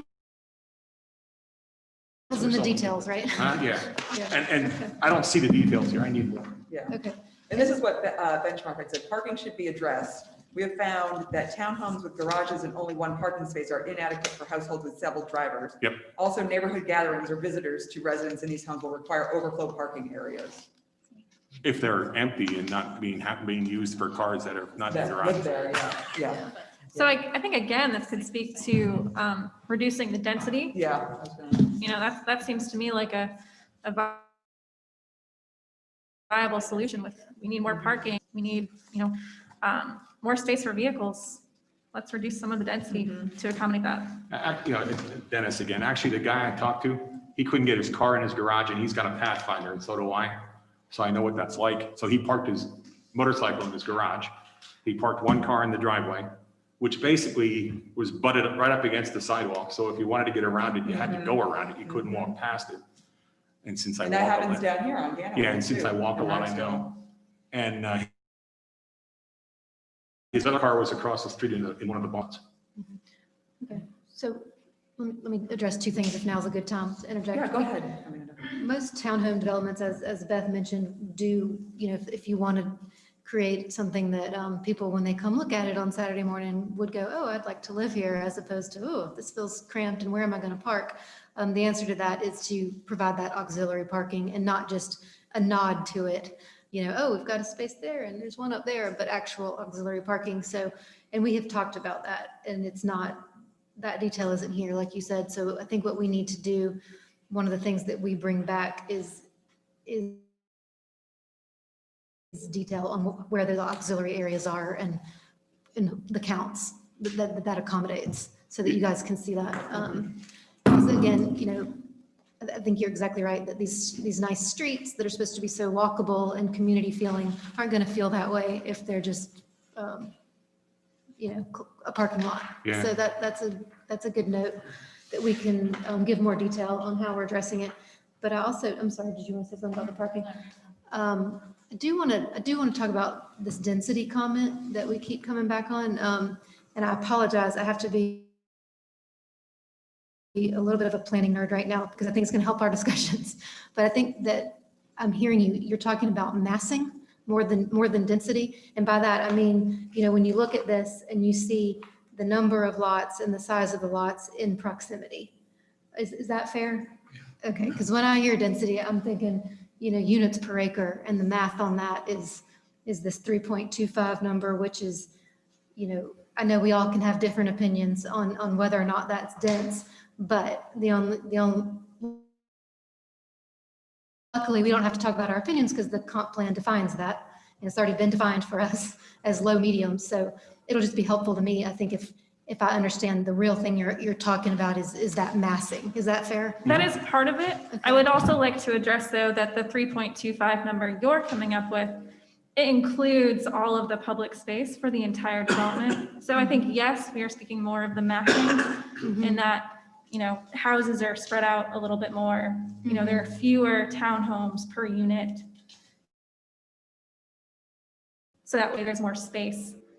But the 3.25 number, can we really, from a mathematical standpoint, sure, that's the math. Metaphorically speaking, I don't know if I would consider that to be low, medium density. Understood. I see what you mean. If you're strictly looking at the end-to-end square footage that contain those units, I do see what you're saying. But I think if you think of the fact that all that land is a package deal. The sellers are not offering for sale the enclaves in between all the things. So we have to buy it all. So that's just kind of the realism that we're working within. But it's not just that. I mean, because obviously that's not what you care about. But I think what you have to consider is that the people who live here and are experiencing that massing are getting the benefit of all that green space around them. And they're getting to live in a community that has this nice expansive greenway that goes end to end and has all these, corridors of untouched stream buffers. So, yes, it's not the same as a 1 acre yard, but to someone, it's just as good. And also having that smaller lot size allows us to do the other things. It allows us the space to talk about school land and park land and, recreational space and civic use and farmers markets and supporting uses. So we just, it's a balancing act. So to do each thing robs from another bucket, and that's fine. I just need to understand what those priorities are so that we stack the buckets correctly. Sure. So, yeah. Thank you. Thank you. Any other comments or questions about density or these topics before we move on to something else? Sherry, did you have something? I think density is the issues from the people that are talking to me are both of those things. One, the amount of people who will be there, the amount of buildings, school children, and that would prefer to be lowered somehow. And also the attached dwellings. I know that it sounds ideal that a parent has a small place you can afford, which we want to have people afford a place to live. But also, could we not afford a little bit of green around them? A little more space, especially with COVID, you're looking at small spaces right here. Maybe they would, in the future, people would say, I want a little more room in the back for my kids to be there. And maybe a little less in the open spaces. You're talking about which one do we want? Maybe what we need is a little more space for these people, affordable housing, but a place of greenery too for them, where they can put their car so it's not on the street. You can't have it on the street because the fire trucks can't go there. So that's illegal. I mean, we've been through that. In Cedarwood, we've been through that. But a little more space, I guess, is just how I see it. For people who want affordable housing, maybe they also want some greenery that's private. I have one other comment about the higher density housing areas. There aren't a lot of through streets. And one of the benefits you get of that high density is using the sidewalk to go to a mom and pop restaurant or a mom and pop grocery store or a CVS or whatever the pharmacy would be locally. You don't have that here. You have your high density areas seem to be cut off from each other. and you don't allow people to actually access where your commercial area is on foot. So they're gonna have to jump into a car. And while that won't impact the traffic outside your development, it'll impact the traffic inside your development. And again, for me, it's something that is not attractive to someone who wants to live there. And as someone who owns a Prius, I will say it's not good for the environment to have people in their cars, so. Yeah, well, Yes, I own a big gas guzzling I think with the sidewalks everywhere, you can walk these places, but I hear your point, that is You have to go someone out to gonna that do main that if loop. it's circuitous? You gotta go out to the is main what loop. you're saying, Yeah. okay. Yeah, if I might add to that, although I appreciate, I think like many of the people I've spoken with, that the mixed use area has moved down the street, down Guilford College Road. I think to speak to that effect, when I picture something that is really like a walkable community, I personally picture those amenities, the mixed use area, the public, or the, I don't know if it's public amenities, but the recreation amenities further into the development towards the center to really encourage, I think, people walking Or riding towards their those, bikes. or riding too. their bikes, yeah, exactly. Kids, especially kids. Okay. So that would be my suggestion, would be to move the mixed use area, the farmer's market. What else is over in that area? Ball field. Possibly the ball field, yeah. The main amenity area, I guess, towards the center of the development. May I ask you a question about that? When you say main amenity area, do you mean the number one on the legend, main amenity? Or do you Yes. mean- Okay, And I actually have a question about that. okay. So can you describe the main amenities, are they available to the public? Or are they specifically, community amenities that are covered by HOA fees, or you have to become a member of like the Cedarwood Pool? So the way that it's contemplated right now is that would be kind of your traditional HOA type of amenities. We're open to these conversations, but I've struggled with this before in other developments. It's difficult to imagine how you bifurcate that. How do you ask people to pay dues for something and they're paying dues for it, and then also open it to the public? So that's the thought with the strict amenities. But I will say, not for the big greenway, which I would consider an amenity, but the big greenway that would traverse from kind of near that one that you and I are talking about, all the way up to the other end, near that two, that would be dedicated to the town as a public, and that wouldn't be part of the HOA. So with that one distinction, it's HOA. You were gonna dedicate the ball fields too, right? Oh, excuse me, of course, Yeah. yes. And that would not be one of these, not the main amenity or the little pocket amenities. That's, Number three. yes, sir, number three. That's that kind of placeholder of a civic use. And I know we talked last time, ball field was something that was thrown out at one point. That may not be what the town's pleasure is there, but yes, whatever that would be, would not be part of our HOA. Well, why don't we've kind of naturally transitioned into a conversation about kind of placement of things in the neighborhood. So of course, we can always return to any topic, but if you want to kind of address that. But I know there was some stuff in the benchmark. I assume you got all that, Amanda, the benchmark comments. Is it benchmark? Is it the right? Okay. I don't even know. But that had some suggestions for placement of some of these. I think number 3, was that in these comments? The recreational area, I think I had suggested to change the placement of that. I know something that I've been contacted about, that people are concerned if it's right there with the residential neighborhood that's in that same area that's already existing, that you have a lot of noise and traffic, and it's going to really impact that there. So maybe switching that. One thing that I think was in the benchmark, I've read so much, that was in the benchmark that I didn't particularly agree with. It was this one, this is my focus area because this is closer to where I live, is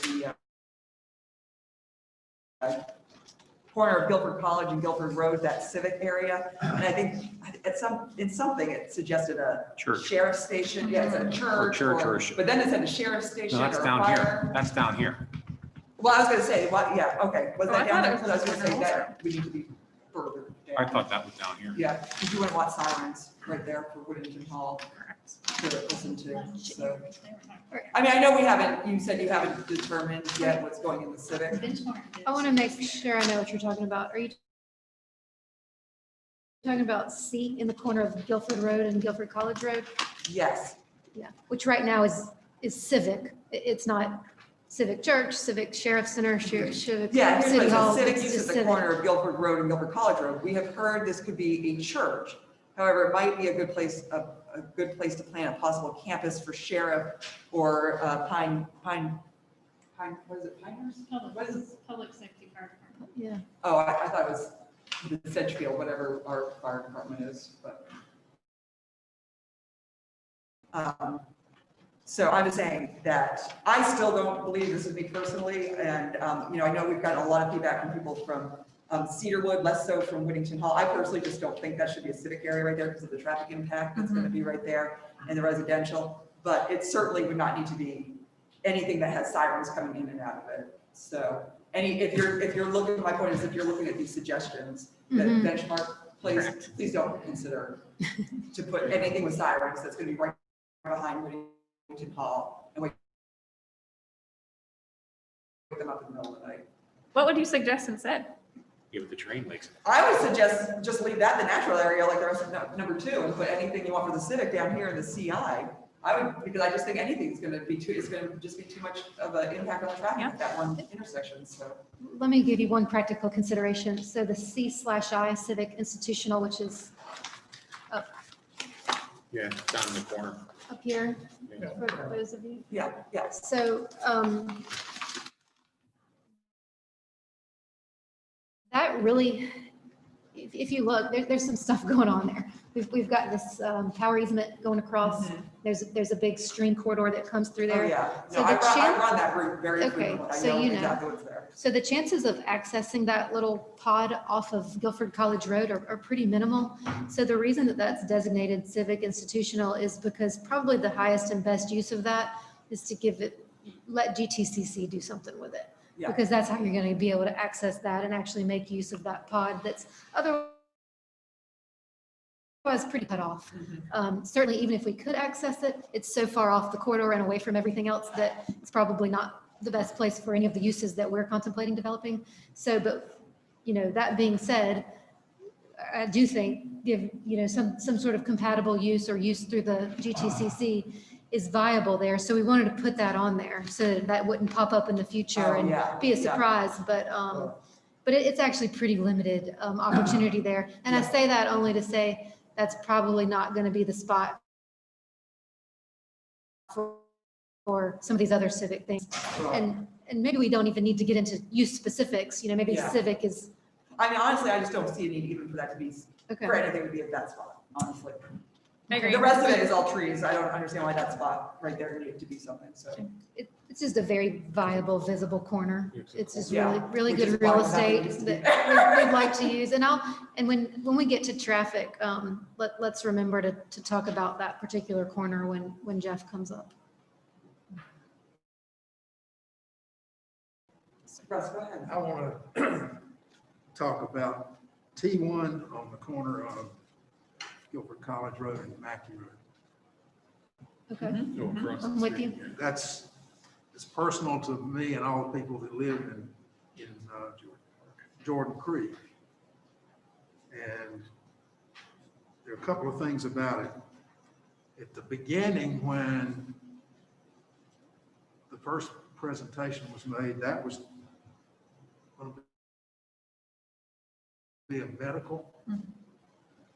My neighbors think that's a hell of a lot better than putting a couple of townhome streets in there in a piece of property that is wet, and got all kinds of drainage problems. And if you look at it, Amanda, you got two little short cul-de-sac roadways, but they come in right onto Mackey Road, right next to just past the Traffic the main intersection with Guilford College Road. Mhm.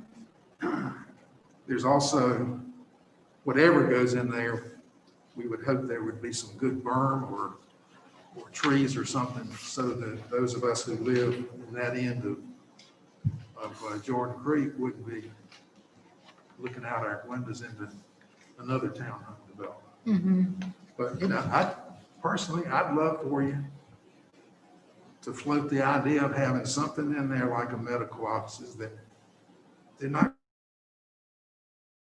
going to be doing anything there on weekends. Mhm. It'd be a daytime thing. I'm sure that's going to get some upset, but that's communicating back to you what people who live in Jordan Creek, particularly on that end of it, Okay, think would make more sense than having more townhomes. okay. Thank you for that. Can I ask, just so I get a sense of kind of the perspective behind these comments, can I ask for some other feedback on that thought? Just because I don't want to, get involved in a game of whack-a-mole where we move Right, yeah. something so yeah, if I could, I think that's a great thing to take back to the design team. So I'd love to hear what other people's thoughts on that. Yeah, Russ, if I may speak for the Cedarwood residents, I realize that Jordan Creek is more directly affected by that tract of land. But if I may speak for some of the Cedarwood residents, I think we were actually happier to see townhomes in that area than the previously suggested mixed-use area, because that is directly across from us. Lanes across the road from it. My house in particular is not quite that far away. Okay. So, to have a medical Mine's office. closer than anybody. So, yeah, not to get into the whack-a-mole, but I would say that, Are y'all talking about the same T1? Because I'm there's, talking about Yes, T1 yeah, on the Page corner. on the other side of Mackey, Mhm. where, okay, because I'm sorry, I heard you say where the mixed use used to be. oh, sorry, yes. I don't know, well, I think it was technically maybe not mixed use, but a commercial space. Okay, all right, I just wanted to make sure. Okay. Yes, sorry. Another point on that, Amanda, is that's getting some of your townhomes completely out of the main development. Mhm. It's just an appendix over here. Mhm. Okay, we can certainly look at that. You can, If I may add to that, Sherry Richmond, depending on the density there, you're going to have more traffic too than you would if you had an office. Medical office or something. I'll let Jeff More speak traffic, to I that. think. Yeah, that's certainly worth. Yeah, that's something I don't worth quite evaluating. understand, Yeah. is traffic. Take a note of that one, Jeff, please. Yeah. If you are thinking about donating, some of these decisions would be different, wouldn't they? If you're thinking about donating, or if that is even in the picture of donating any land, some of this will look different from what we're looking at now, because you might take out number 3, for example, or I don't know how many acres are in some of the other sections, but Yeah, I mean, that's, yes. that would and- be, And on a, higher level, the next time we meet, this is awesome. I think we've done a great job tonight and we're not even halfway through. So the next time we meet, we'll be able to come back with new and revised things. So, I mean, a lot of this is going to be different, I think, based on feedback, so. okay, and I would like to bring up something that some people have talked to me about too.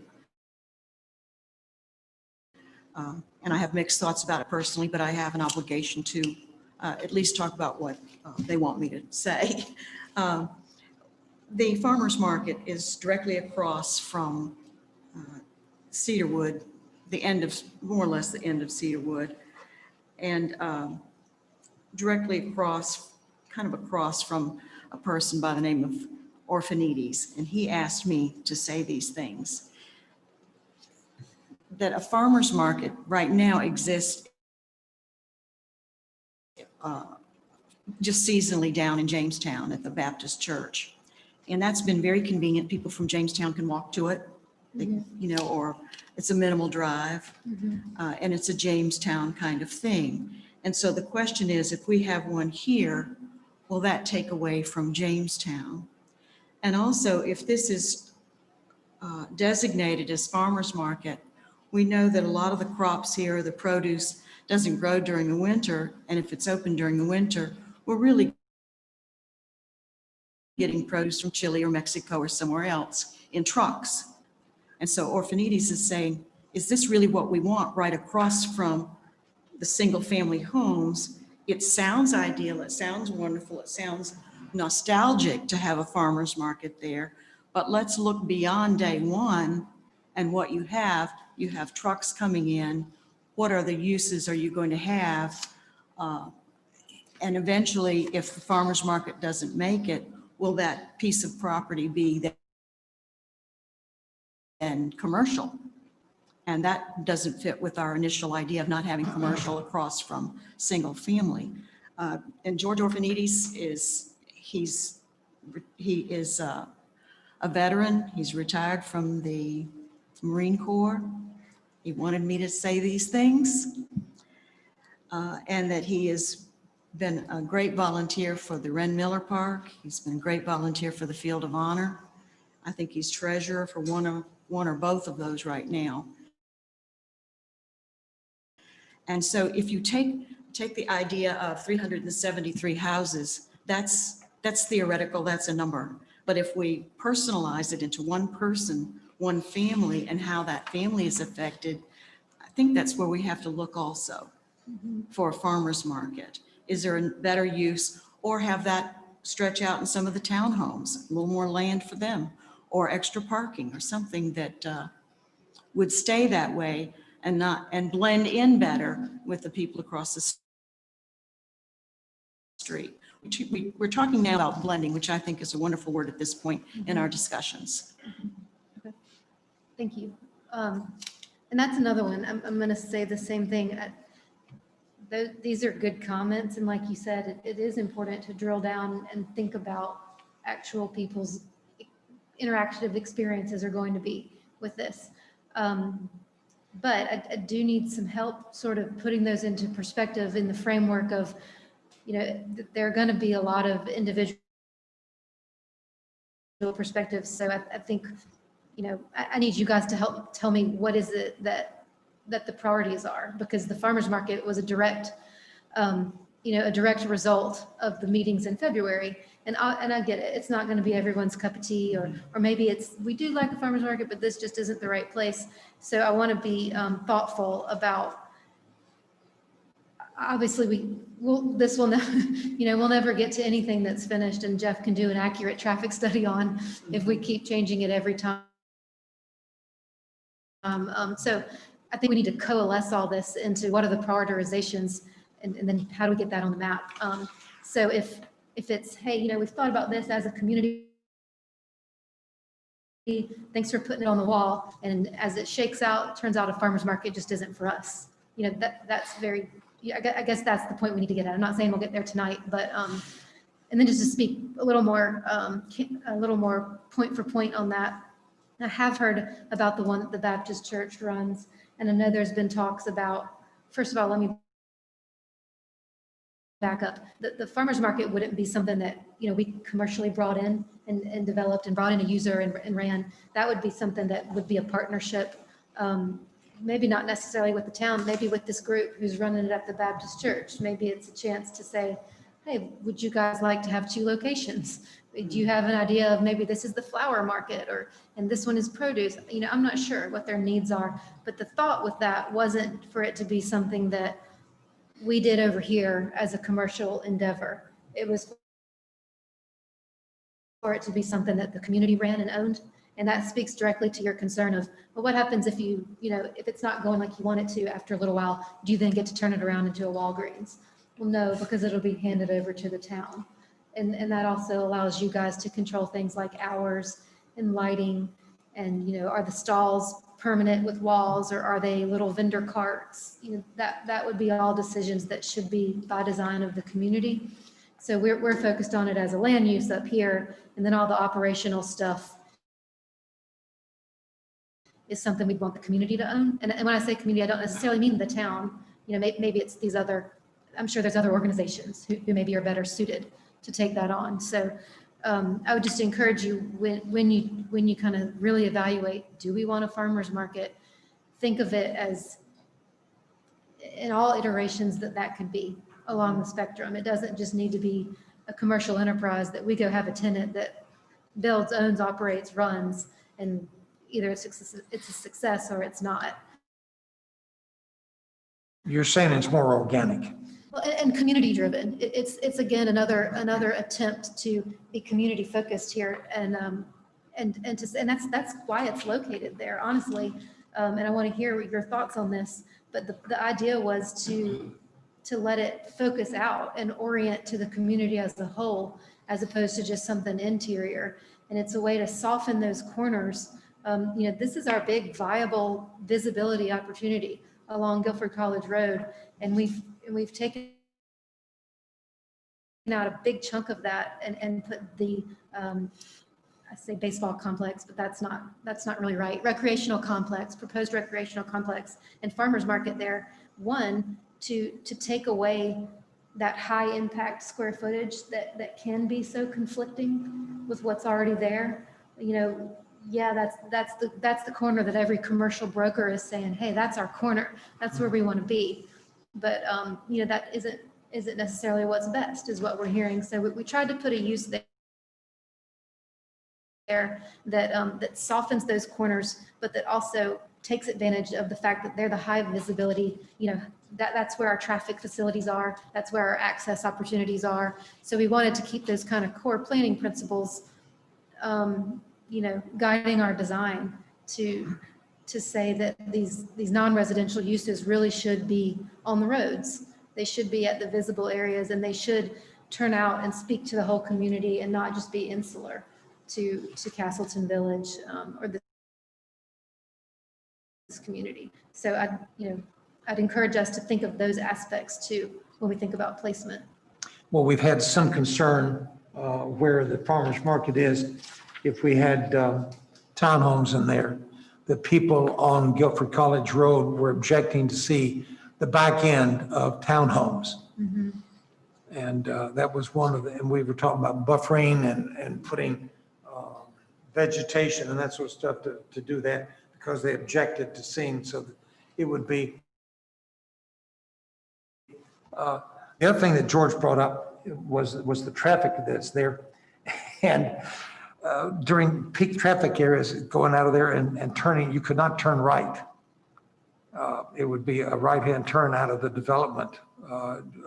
Turn left would be virtually impossible during the busiest times of the day, unless we put up another traffic signal.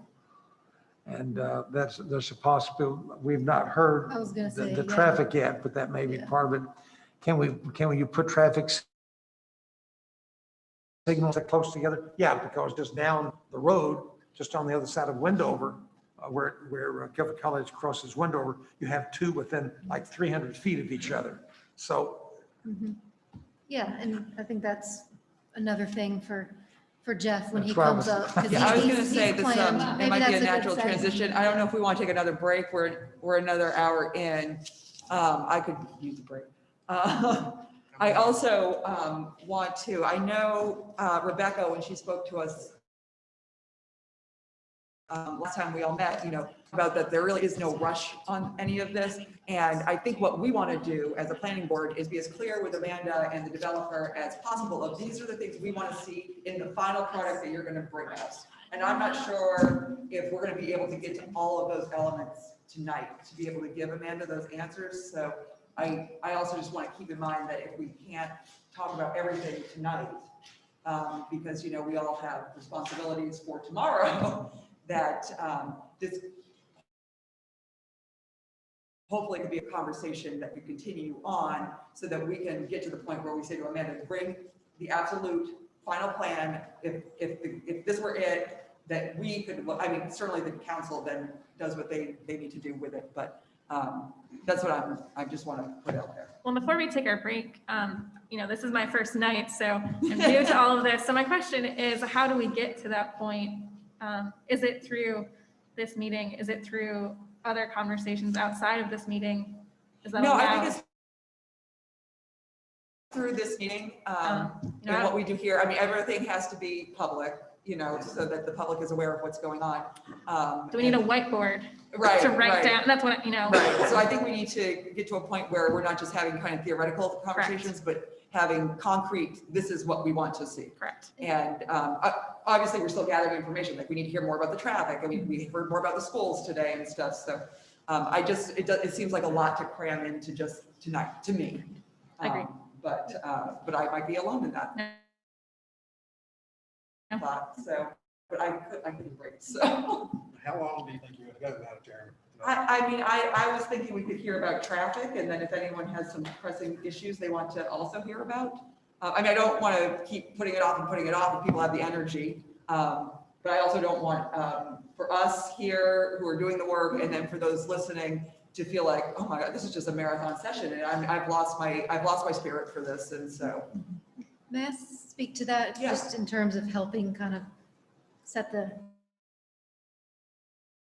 runway for the night. I do think it's important to note that things are going to change, and there's no reason for us to be here for 10 hours tonight talking about everything when we know that there's going to be some changes. So I think it does make sense to get to a point where you say, okay, we've heard all this, and I'm purposefully kind of pushing back a little bit and saying, yes, but have you considered this? Because I do want y'all to come back and say, okay, you know, we did consider all that, and this is where we fall out on it. So I don't expect you to do that tonight, you know, to your questions. You know, I would love it if Matt and I got an email in a week that says, hey, thought about all these conversations, drove around all week, you know, really put some imagination to what all the things, and here's where we are. Here's my idea of how that priority is. So, you know, I don't think we'll solve it all tonight. One, because it's a lot of material. Two, because we've got to make some changes for y'all to react to. And three, because I'm hoping that we both walk away and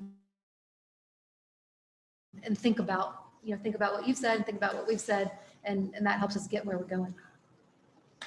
Sure. And I don't think that, I mean, I don't know how the process works on your end at all. So, you know, I think if you had, clearly you're not going to do another big book like this for something that's yet another draft, but if you have had some renderings of like, okay, we've taken some of the feedback, this is where we are now, how does that look? It's not the final because, you know. Yeah. But, I mean, I think that certainly we wouldn't prevent you from bringing those to us. Yes, so I'm sorry, we're talking about a break and we keep going. Okay. But yes, absolutely, that's something that will be part of our presentation when we're ready to kind of say, okay, now we're ready for you to really decide what you think. Yeah. We've got a team working on a couple things I'll tell you about quickly. Our design team is working on what we call visualization vignettes. So that's where we, you know, drop you in if you're sitting in the town square and you're looking across what that might look like. So then you get to see those storefronts of the commercial, you get to see that town park, and, you know, you guys can tell me, yeah, we like how you have benches in there, or no, we don't want that. We want wide open lawn now that we've seen it, or we want a bocce ball court there, or whatever. But we all need a little help seeing that. So those visualizations, and one of the ones we asked to have made was of that farmer's market view. So you can kind of see, and again, that's not to say this is what it has to be. That's to get your brain working and say, oh, wow, we like how you've placed that, or we hate how you've placed that. Can you flip it? You know, have you considered this? So those visualizations will help with that. The other thing we're doing is we've got a drone team flying the whole property, so that, and they'll produce a little movie that we'll project for y'all to watch, because you know, we haven't all walked all 500 acres and we don't all intimately know that. So that'll give us just a better idea of what we're working with, what's in those stream corridors, what is the quality of that preservation area. We get to give them a fly route, and we've asked them to fly the horseshoe road. So you get to see like what the actual internal property looks like there. What are the trees there that we could save? What green is popping out? So we'll have that come in. Got an arborist on our team. We've talked about that last time we were here, but now he's engaged and he's in the process. He's here tonight. He can tell you about what his procedure is, how he's going to go about, you know, flagging what's there to save, and how do we do that with the development, knowing that that's coming. So those are all things that, you know, the full full dog and Yeah. pony show that will be coming, that Okay. this helps us get to that. Okay, well, how about this, if this works for people, take a break, a 5-minute break, then we'll hear maybe from the arborist and the traffic person and wrap it up. Was there anyone else that came? No, We've not heard from Zach. Zach's taking it all in. His job tonight is to listen. So y'all have done a great job of letting him do that. So if that works. All right, Sarah, You all really don't want me to have my break. just, Oh, gosh. so we're really at the mercy of how good Katie is at taking notes from all of these comments that we've got.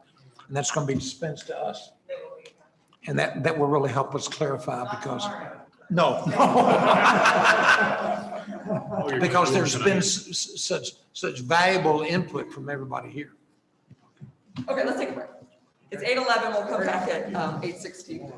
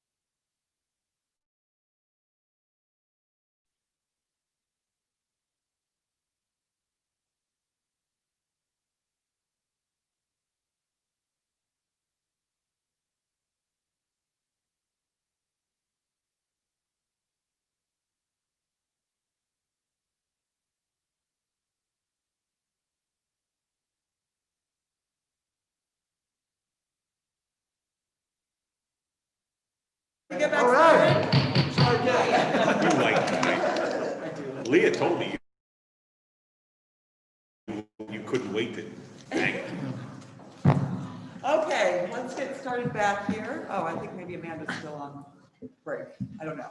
But maybe we could have Jeff, is it Jeff? It is. With his traffic study, he can answer some questions and tell us about what he's found. 600 words or less. Yeah. Do I need to move the mic, or am I loud enough? You guys good? don't you It's move it? more for the people who are listening and.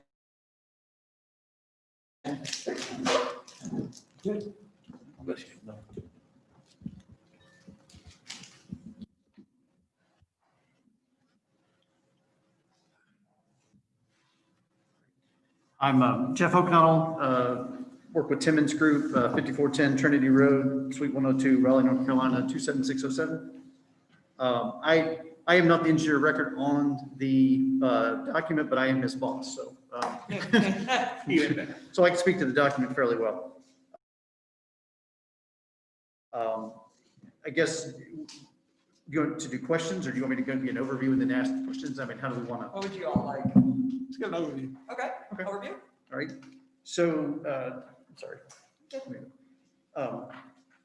So we originally met with the town and NCDOT to scope the project. It's this kind of general practice, and sat down with the district engineer and sat down with the town. Like I said, it went through at the time, you know, the scope. This was back in, I want to say it was 19. So sat down and met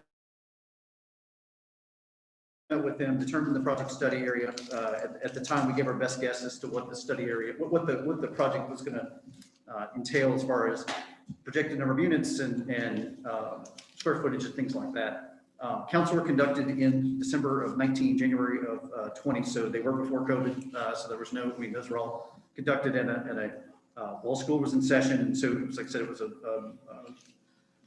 typical traffic pattern, well, whatever typical is anymore, but previously typical traffic pattern.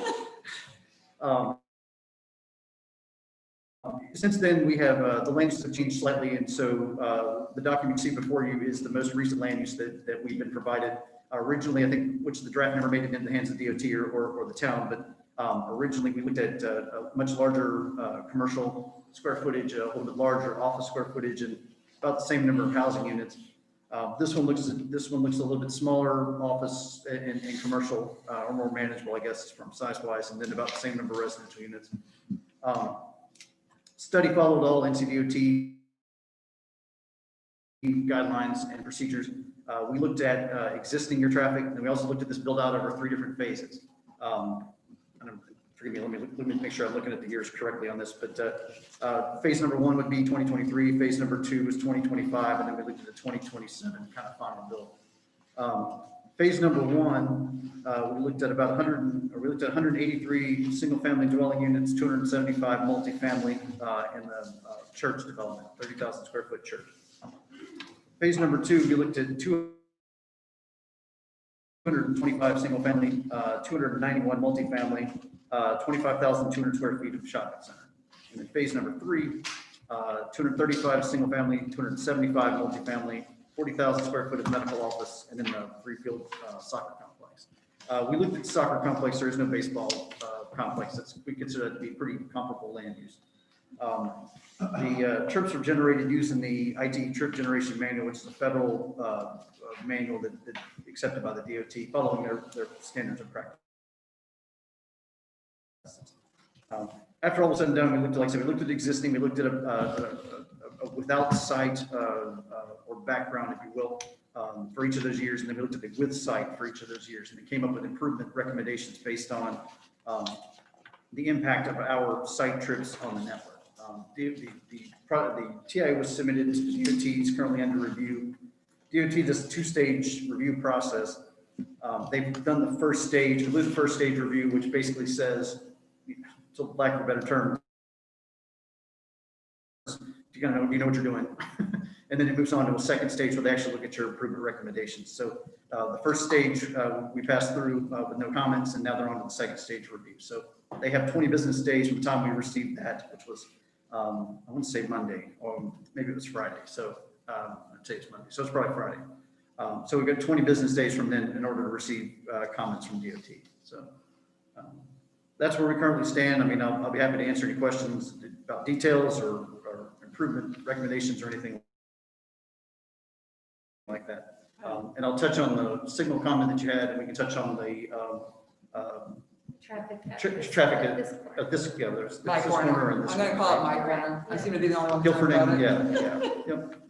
So, That's what I've had on my list of things to ask. I'm the only one who keeps bringing it. And probably no one else has to because I keep doing it. Exactly, we don't have to. Yeah, We all have our corners. that's right.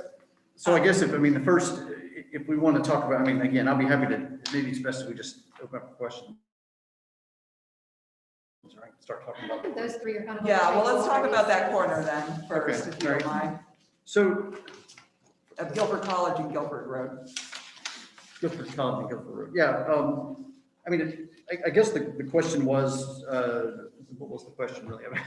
Is that a good corner to put a high trip generator use on? Is that? Yeah, I just don't see there being a need for anything in that corner and for it to just, the trees to continue up. My concern is the traffic that will happen to back up if people are trying to get into the, and I don't know where the point of entry or anything, these are some of the questions. If you're going in on Guilford College Road, then obviously you can only do that making a right-hand turn. So people will, I assume, have to be also entering from Guilford Road. And so I worry about the backup that's going to occur right at that intersection, because it's already a pretty busy intersection. Sure. And then if you're also going to have, if the plan stays the way it is, and then you have mixed use across here, you can already expect that the traffic's going to be increased because of that. At least that traffic would go straight across. So you wouldn't have a backup because you're waiting for people to make a left-hand turn. So, and believe me when I say that NCDOT will not allow that to happen. That's one of their main. Well, I mean, I appreciate you saying that, but we've seen it happen up on Penny Road, where Penny Road and Main Street, and that development's not even done, and that's a nightmare. There, we've seen it where the quarry, right by the Ragsdale YMCA, Millis Road Elementary, when it's school hours, you cannot Elementary, get, you can't, you cannot, that's a different. you can't, it's a nightmare. Yeah. And so NCDOT might let it happen, is my point. Well, okay, so first and foremost, you're right. Guilford College Road will have a right-in, right-out driveway. They're not going to allow, that's too close to have another full movement access. So it's a controlled access facility. So any breaks that we're going to have from Guilford Road, I forget if this is eastward. I'm sorry. Explain controlled access means the median.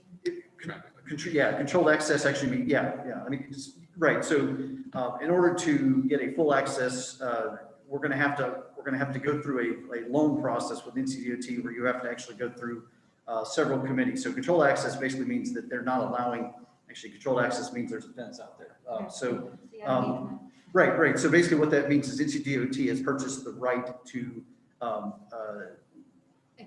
exclude people from putting driveways on there. So in order to get that driveway back, they're going to have to go through a process. And it starts with the traffic study. It goes through the district office to division to a control of access committee. And so it's about a year-long process you have to go through.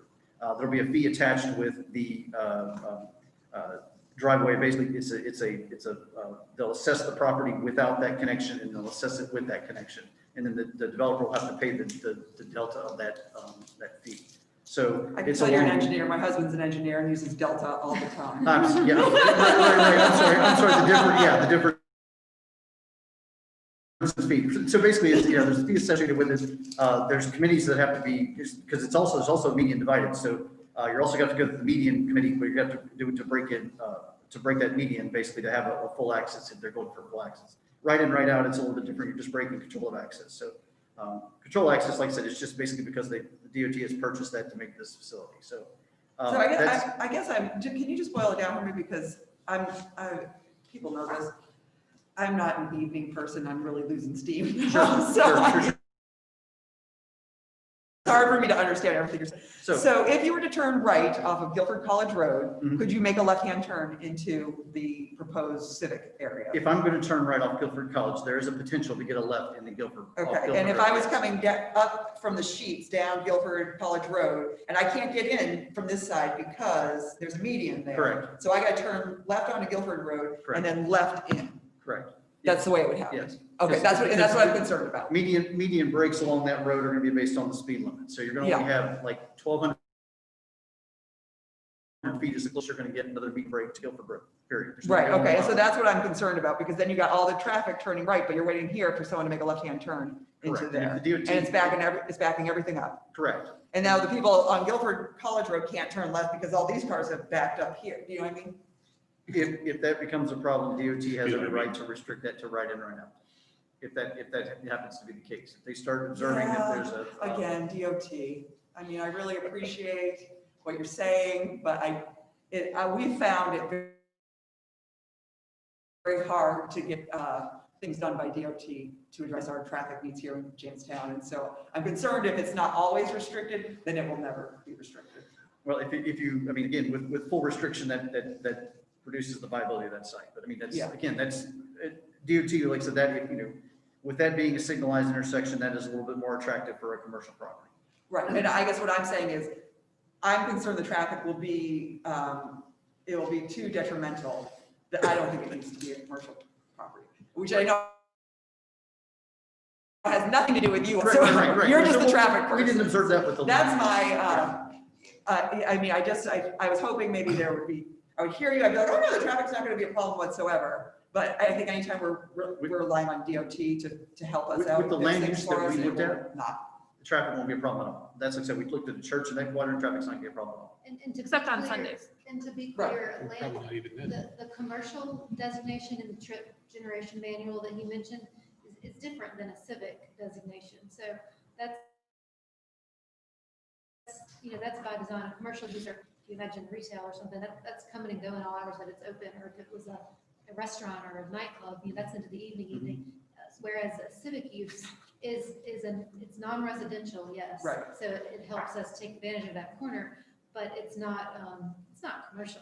It's very, if it were a town dispatch of, and I know you don't want the sirens, but just to put that aside for a minute and just speak to traffic, if it were a town dispatch for all of its emergency fleet,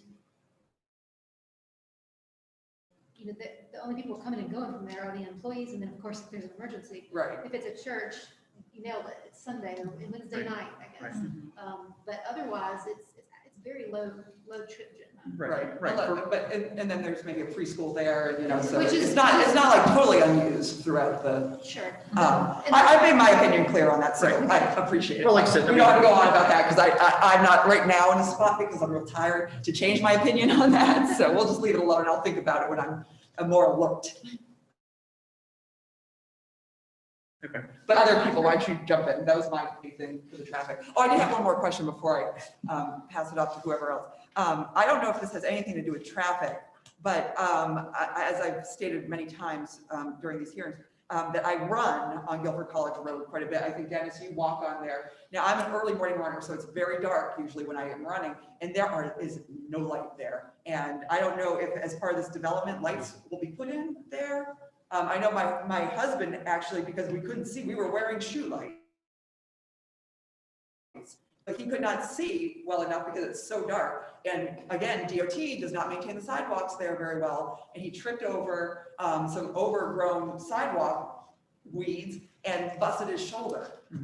So that's a real concern for me, that you cannot see anything this whole stretch of Guilford College Road. It is dark. Yeah. That's obviously not traffic. That's one of the. I'm just making a note to find out how street lights get triggered on a right of way that DOT controls. Okay, So, wonderful. goodbye. I'm not sure DOT maintains sidewalks. I think that's town, but. No, it's DOT, isn't it? DOT maintains the sidewalk on Guilford College Road, don't they? Currently. Yeah. This is what I'm saying. That's new. Well, It's hard for usually Jamestown to typically it's trust town, so DOT, that's, okay, good. The number of emails we have to send to DOT, please come cut the grass, please come cut the grass, we are falling on the sidewalk. We do not mow that area Yeah. currently. So again, that just speaks a little bit to why some of us have shaken faith in DOT. So. Sure. And so moving over to Cedarwood as far as signalization, there are a set of federal guidelines in order to meet the traffic signal warrants. There are 9 of them. I think it's 9, maybe it's 10, but it's 9. DOT looks at 3 volume warrants. It's peak hour warrant. It's what they call a 4-hour warrant and an 8-hour warrant. You have to meet 2 of the 3 according to DOT in order to constitute installing a traffic signal. Based on the volumes that we've seen for peak hour, and usually if you don't meet peak hour, you're not meeting 4-8. Based on the volumes that we've seen, it does not warrant traffic signalization. If the DOT were to install a signal, or if the town were to install a signal at this unwarranted signal at this location, you leave yourself open for liability, pretty significant liability if something happened in that location. So the federal warrants need to be met in order to install a signal. DOT won't do it unless the two are met. So the town would have to do it, and then the town would have to take over maintenance of the road. So there's a lot to do with it. But currently, with the based on the volumes, because like I said, it's residential. We did, based on the count that we did, we projected out traffic for those, up through 2027. We looked at the trips that are going to come out that, projected trips that are going to come out that location. It just didn't meet warrants. So that their signal will not be installed in that location based for this development. As it sits right now. You're saying it's just not heavy enough yet? It's not heavy enough, correct. Now, what you'll say probably is Guilford College is heavy enough, and you're correct about that. It's a side street volume coming out. That's what's going to happen. Side street. Yeah. Side street is what would drive that. It's a combination of the main street volume, both directions, and the heaviest side street volume. And we've looked at it, and it doesn't meet warrants. Now, is that without considering the development? That's with the development. That's with full traffic 2027. You have to, like I said, you're looking at, you need a side street left turn volume of 100-ish, and we're not there. So. How do we end up with so many, this is not for you, how do we end up with so many lights on Vickery Chapel Road then? Seems like that can't be traveled as much as this would be. I don't know. That's apropos of nothing right now. And then I have the question and I'm trying to think what was it was the land use question. We mentioned that we talked about, I guess the question kind of came up with multifamily versus commercial in that location. Multifamily is a lot less trips generated than commercial in that, and based on, like I said, so the IT trip generation manual went on, they did IT group went on and did studies of, hundreds of different locations, commercial, hundreds of different locations for multifamily. And based on, that data, they were able to derive some equations and some rates. And based on that, like I said, the trips generated by a commercial land use actually kind of dwarf the trips generated by a multifamily development. When you say multifamily, that includes That- attached single. Yeah, the trip generation manual doesn't distinguish between condos, townhomes, or apartments. They call it multifamily, and it's based on the number of stories, building stories. All right, say that again, Chip. The IT trip generation manual does not distinguish between apartments, condos, or townhomes. They're kind of lumped together, and it's based on the number of the stories in the building, not the type. So we consider this to be a low story, which is under 3-story development. 3 to 5 is medium, and then I think it's over 5 or 7 or something like that. It's taller. There's like 3 different land use codes. So we use the one that's low rise, mid-rise, and high-rise. We use low-rise for this. Which actually is a higher generator than mid-rise or high-rise. And that's less than 100, you said? I'm sorry, less than 100. 100 turns or units or whatever per? It's based on the size of the building, the number of stories of the building. Okay. So if it's a 2-story building, then it falls in the low-rise category. I think it's 3 to 5 or 3 to 7, it's mid-rise, and then over that, it's high-rise. Okay, all right.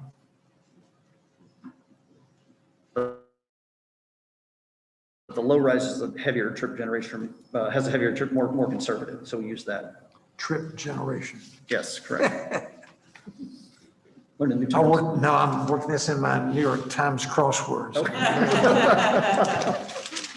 Other questions for Jeff or ideas or comments? I was wondering, again, Jeff, I don't know if this is you, it's probably along the same lines as the lights. We had talked a little bit last time about that side of the street where the development would be on Guilford College, and I guess also on Mackey. Would not, it doesn't currently have sidewalks, and we don't know if there would be sidewalks. And we talked about, you at least need crosswalks, and I noticed going up Guilford College Road, there's not a lot of crosswalks to go among the neighborhoods, between neighborhoods across the street. Again, I know all this from running that stretch of 7 miles on end. And so I was just wondering who would be responsible for saying we need crosswalks to get over here. Is that governed by the same controlled access committee, just to even get, like, for instance, this is one place where we would love to be able to connect this greenway over to the greenway that the town is going to one day have over here. What would the process be to cross a facility like I'll need to Guilford ask that, to College? be honest with you. I'm not certain I've dealt with a break-in access for, I've not dealt with break-in access for a greenway. So that's something I'll have to ask Or DOT on that. even pedestrian connections.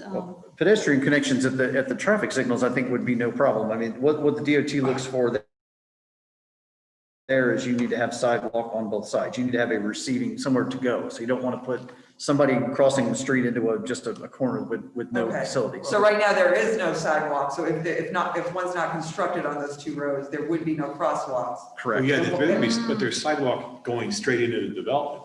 So you could go across the street. Right. straight Well, that's in. what I'm saying. This is what I'm trying to. If you have something coming up, say Guilford Road, then you could get across Guilford College Road at the signals. That would probably be where the DOT would like that. I So don't think. if you're coming down Guilford Road and you want to cross Guilford College Road into this way that where the mixed use is on one side and the T1 on the other side, that could potentially get a crosswalk because there's a sidewalk there. If there's a sidewalk there, yes. Okay.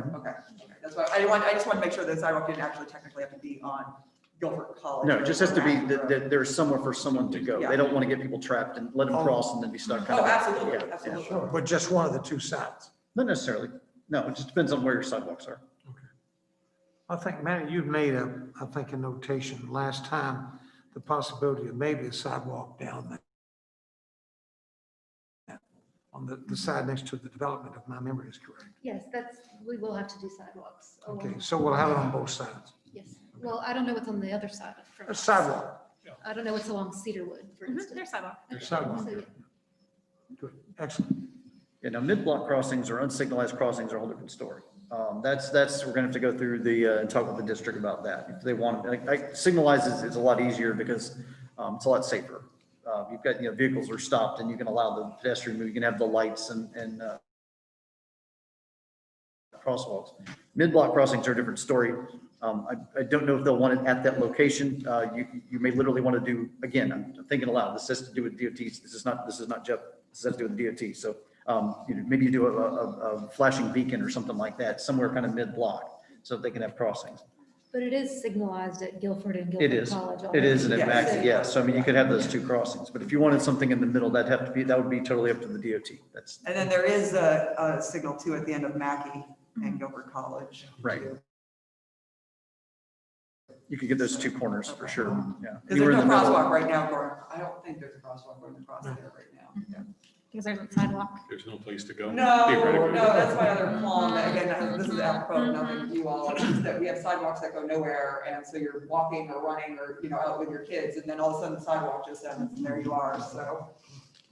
Question, I'm Eddie, Mackey Road, is there curb and gutter on both sides planned I'm not sure. for the new development? Would we have curb cuts on the side for Mackey? Well, what would what's there now? Do you know? Excuse me? What is there now? Is it just ditch to ditch? Ditch, Yeah. ditch. So do our required improvements address that, or do we? Typically, that's not a traffic, that's more of a site design. Okay. So So. we, if we're, Part of Jordan Creek has curb and gutter, And sidewalk. But the sidewalk. but it stops.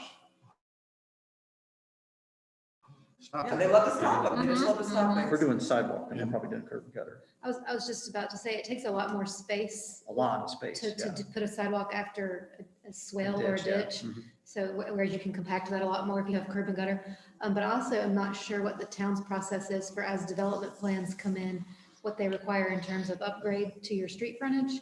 So I don't know if, honestly, I'm not sure. Probably the what would section, trigger. yeah, probably the section you're talking about, it was just along the developer's frontage. They probably did Yeah. sidewalk and curb That's and gutter. correct. Yep, And- right. That's Yeah, absolutely in hopes correct.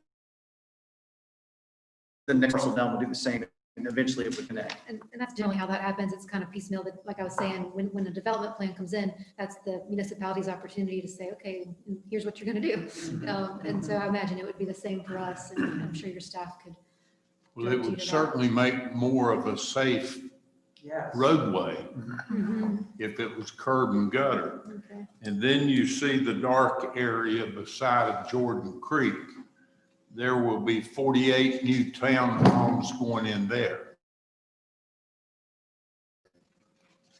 I'm assuming On that's the Massey's same. is So I imagine they would have to do it as well. On Mackey Road. Yeah, I'm guessing as new So, development comes in. What are they going to do? I would assume they'd be That's required. Greensboro's jurisdiction. Greensboro will require it. That they'll make you do curb and gutter. They'll make you improve the road and dedicate the So road. why wouldn't it be tied in Well, that's all not the our way side of to it. Guilford College That's on Road? the other side of the road. That's on the other side of the road, so we wouldn't be able to control that. But, you know, with this development, you see how much of that side of the road is frontage for this development. So whatever the town's mechanism is to require right-of-way improvements with development, you'd be looking at that for our whole frontage, I believe, is my understanding. Katie, will you find out and let us know what the town plans are on that?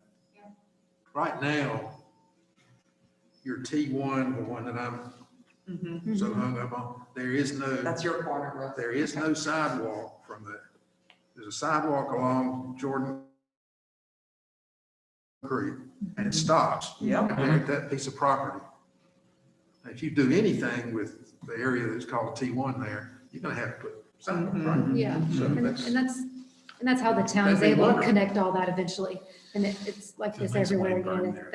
That's how they're able to get sidewalk. The runners will be happy that Very happy. I run down Mackey and Yep. no sidewalks. Well, I would think we would want to tie in curb and gutter. Guilford College is curb and gutter. And Mackey Road should be at the intersection and through the development. Yeah, I mean, that's all stormwater. They'll have to do that. I'm gonna, I mean, Get some- I would They're certainly gonna have to. suggest Yeah, that happen. yeah. I mean, they're gonna have to. That's just like I said, that's gonna be a requirement, so. And turn lanes. Well, the turn lanes, we do recommend turn lanes at the driveways, yes. At the intersections, that's, again, we didn't recommend in certain intersections, so, but the study is still under review by the DOT. So DOT may come back and ask for turn lanes. A couple of the intersections are operating, again, it's, the intersections themselves are operating acceptably, even in the future, based on the highway capacity manual calculations that we do. Some of the movements may look like they're failing, but there's plenty of storage for turn bays that are out there now. There's different measures of effectiveness. I don't want to get too much in the weeds. We're going to put everyone to sleep, but we look at delay because delay is required by NCDOT, but there's several other, there's also what they call volume to capacity. There's, whether or not you've got enough queue storage, there's things like that. And where some of them may show, if you look at the document, it may show that it's got a level service E or an F. I mean, think of it like a school grade, right? So F is failing, actually E is failing, but E or F or whatever, it may show that, but when you start looking at the numbers, I mean, your volume to capacity is okay, your queue links fit within the turn bays, and what you're doing is you're progressing traffic on the main roads. Some of the sites reach a little bit on queues. So keep that in mind as you're looking through this where, oh, well, you're showing an F and you didn't show an improvement. Well, we didn't because the queues are properly stored. You didn't want to take time away from the signal timings on Guilford College, so you don't want to mess up that progression. So, we could have added more time and got that movement to work too, but then you're delaying everybody else. So there's a whole kind of all fits together, but we didn't recommend anything there, but that doesn't mean the NCDOT is not going to come back and say, turn lanes all around and, whatever else. I don't know, but we'll find that out in 19 business days. So. Oh, okay. Well, that's good. Are there other questions or comments for Jeff? Just a comment, you're talking about capacity and stuff like that. Sherry Richmond, sorry. When we're again looking at the farmer's market and Cedarwood going in, the residents going in and out of Cedarwood Road to Guilford College Road, sometimes there's a long wait right now. And so we can talk about capacity and statistics, but I'm talking about real, what is there for the residents now going in and out. And so if you have no light there, which is projected not to have a light for a good while, and then you have a farmer's market too with trucks potentially, I think that's a real potentially hazardous situation there. Well, and that's what I'm looking at for the overall plan in conjunction now with your statements about not having a light there. Sure. Farmers market, I would not consider that to be really a peak. So the primary focus is usually on the peak hour. The peak hour falls between, as a general rule, sometimes there's one-offs everywhere, but as a general rule, it falls somewhere between 7 to 9 and 4 to 6 p.m. So 7 to 9 a.m. in the morning and 4 to 6 p.m. in the afternoon. So DOT's requirements are that we look at those periods and figure out the heaviest hour within that 2-hour span in the morning and the heaviest hour in that 2-hour span in the afternoon. So the trips generated by, let's say, the ball fields and the farmers market, those are going to fall outside of those peak hours. So where on a Saturday and a Sunday, you may have trips there that they do go in. The Guilford College Road is going to be significantly less than it would be, say, during the AM peak hour or the PM peak hour. Everybody heading home from work. It's a problem now. I mean, I hear you. I do hear you. Yes, and without a traffic signal, you're right. It's going to be a little bit. It will queue on the side streets. I mean, I just don't think we need more there. Well, the other, I guess the other concern, DOT, in order to get, I mean, they're looking, so you need a lot of interconnectivity and a lot of connections in order to move the traffic. You don't want to funnel it all through one intersection. You don't want to put 1,600 lots or whatever it is through one intersection. You need to spread it out, kind of, so that adding a driveway here, I think is good for circulation. But if your DOT will not want you to put that to the left or to the right, really, they're going to want everything aligned because, like I said, you run into a lot of safety issues when you've got, depending on how the lefts are offset, where somebody's kind of turning out and somebody's turning out the other direction. You could run into some serious issues. Right. So, we have safety issues now. Sure. Okay, because we have some residents who used to have more land in front. And in fact, a lot of the Cedarwood residents are not very fond of the Department of Transportation because when they took the land to widen Guilford College Road, I think it was 2009, correct me if I'm wrong, they were promised a boulevard with trees. This not happened. I can't speak for this. And the residents of Cedarwood had to put up around $11,000 just to replace our signs. So that we weren't even reimbursed for that. So I don't think we're real happy with that department right now. And if you look at Cedarwood, there are some driveways that go right out to the road. And so when someone is coming off Guilford College Road into Cedarwood Road, they almost hit you as you back up because I've been in both of those driveways and it's like, wait a minute, when can you pull out because of the turning in? And I can tell you, based on what they've been doing lately, the driveways that are on Cedarwood would not be allowed today if it were designed just like. Well, they had more land in front originally. I understand that, like I said, but they're now getting really into a lot of this internally protected storage. And so, like I said, those driveways would not be allowed within the first probably 100 to 150 feet probably from that. Because of that reason, they find that more and more. So each of these driveways are going to have an internally protected storage requirement where we can't put driveways up to a certain point. So you don't have that. Right. I understand what would be ideal in the future, but this is what we have now. I understand. Right. Thank you. Can I ask you a question? Or everyone? Is it a positive or a negative that that's not a signalized intersection? Depends on who you ask, I think. Right. You're getting at exactly why I'm asking, because I've heard it both ways and I'm trying to figure out, because there are ways to up those numbers on that corner. If you're, I'm not saying we could ever get there, but if the goal is to have a signal there, then we need to put more intense uses on those corners. These are not high traffic generating uses. Right. So if the goal is to trip a warrant, a farmer's market and a park is not going to do it. So again, when you're building your priorities, just keep that in mind. Yeah. I don't know. I mean, I'm thinking, this is just me guessing.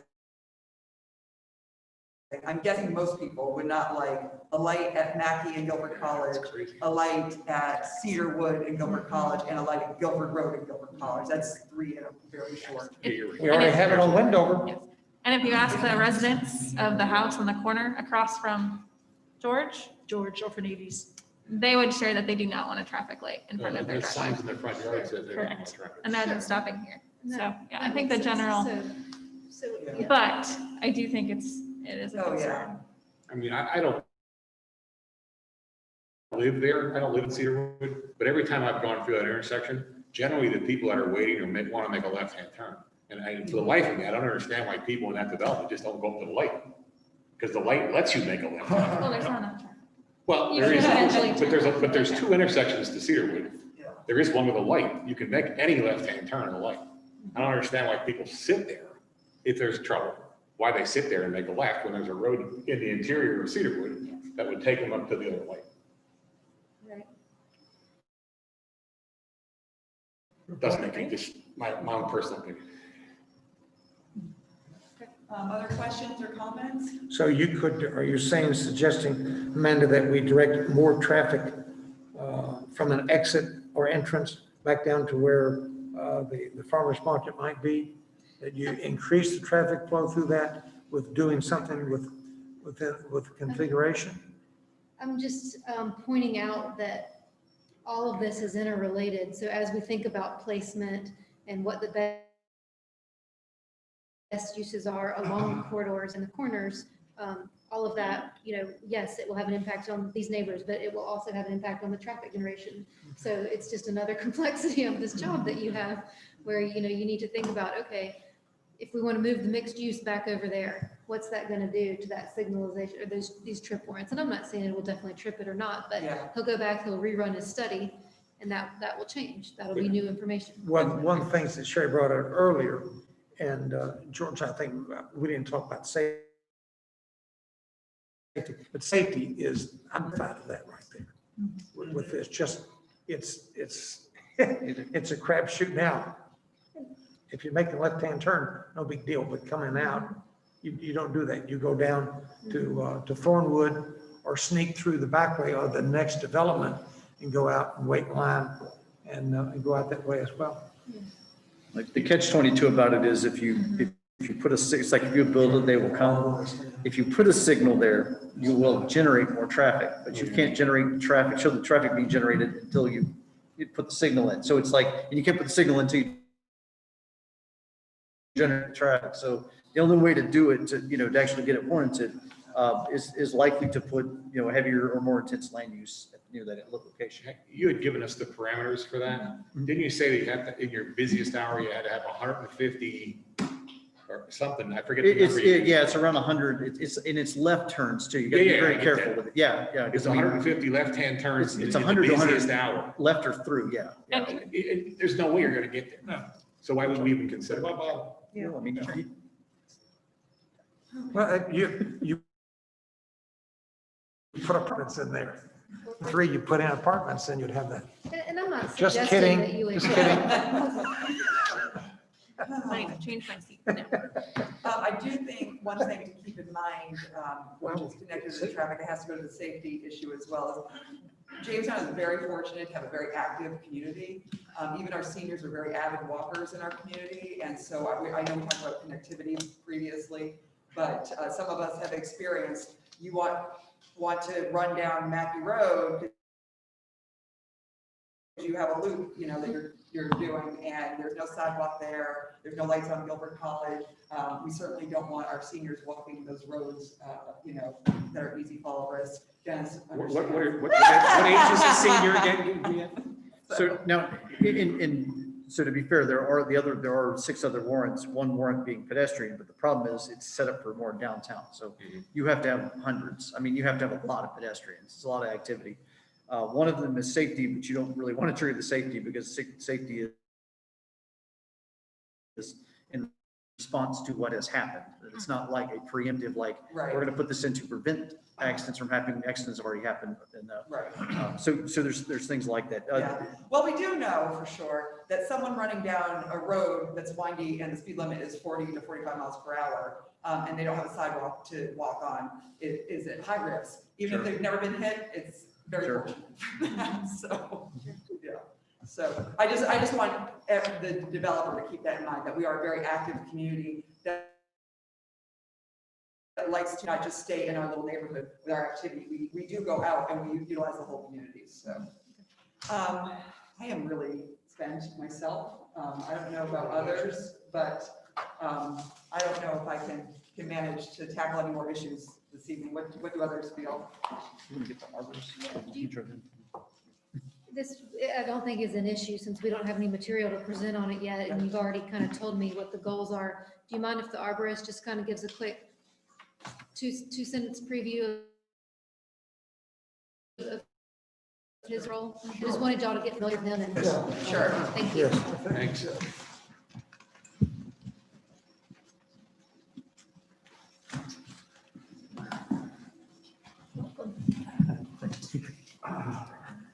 All right, I'm gonna take this off because I've been breathing carbon dioxide for about 3 hours now. I think I'm gonna pass out.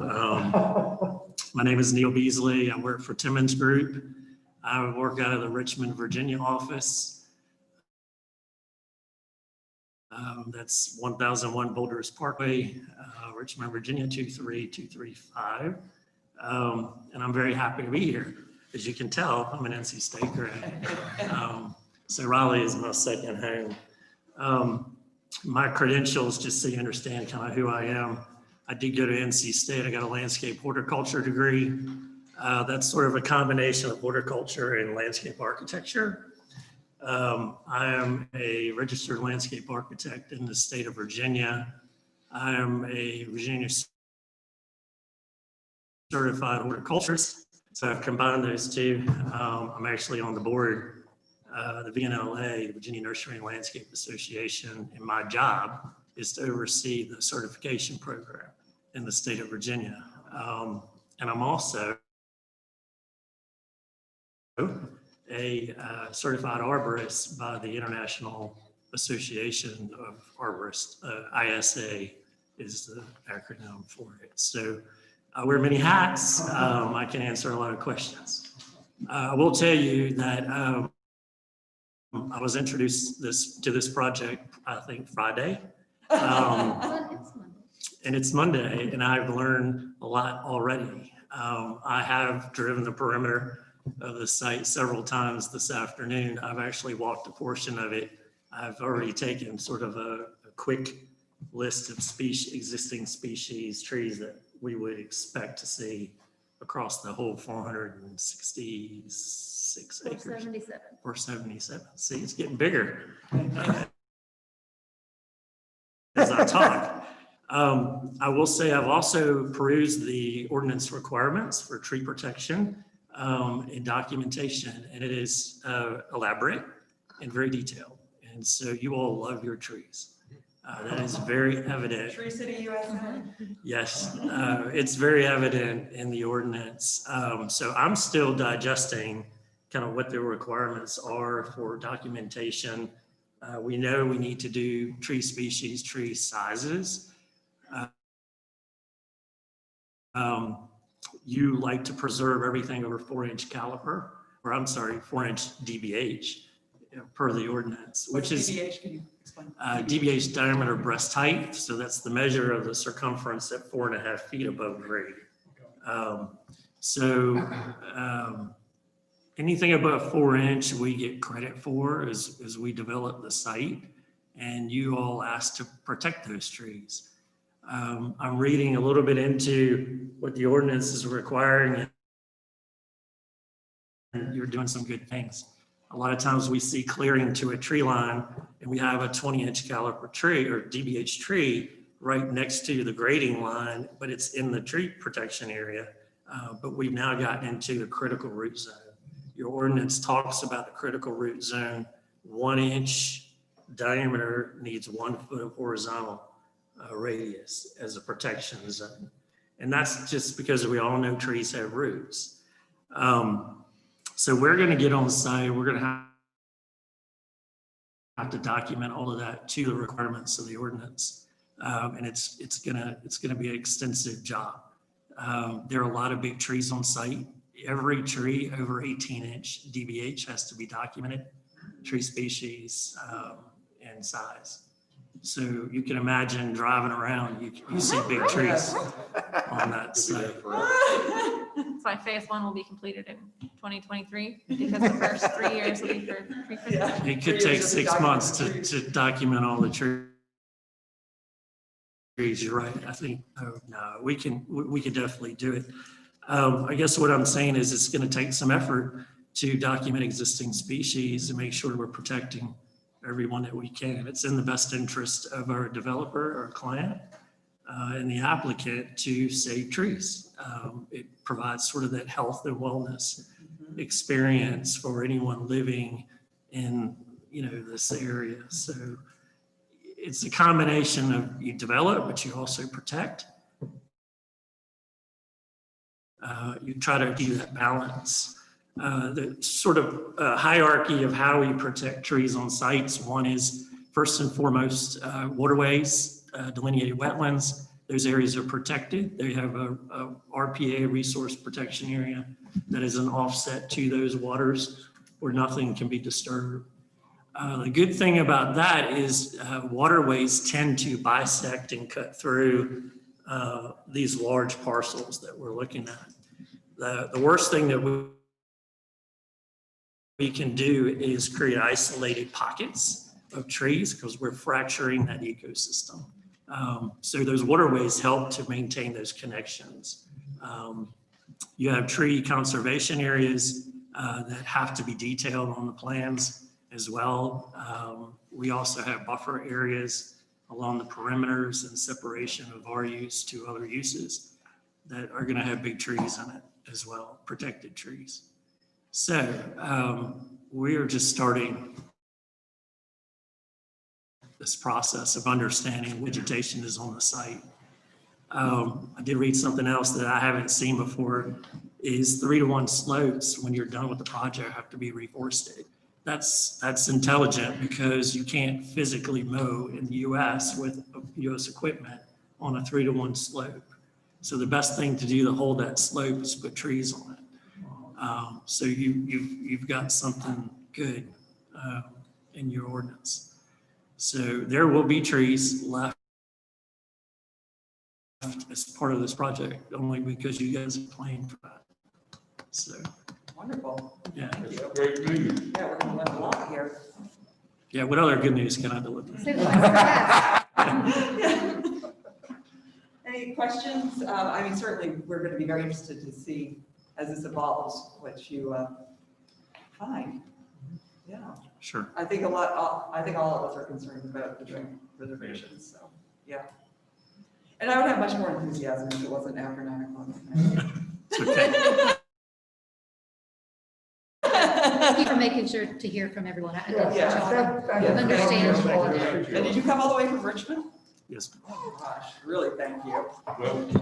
Welcome, and you have made my day, Well, thank my you. week, probably my year. Good. Thank you. I love trees. I've studied them.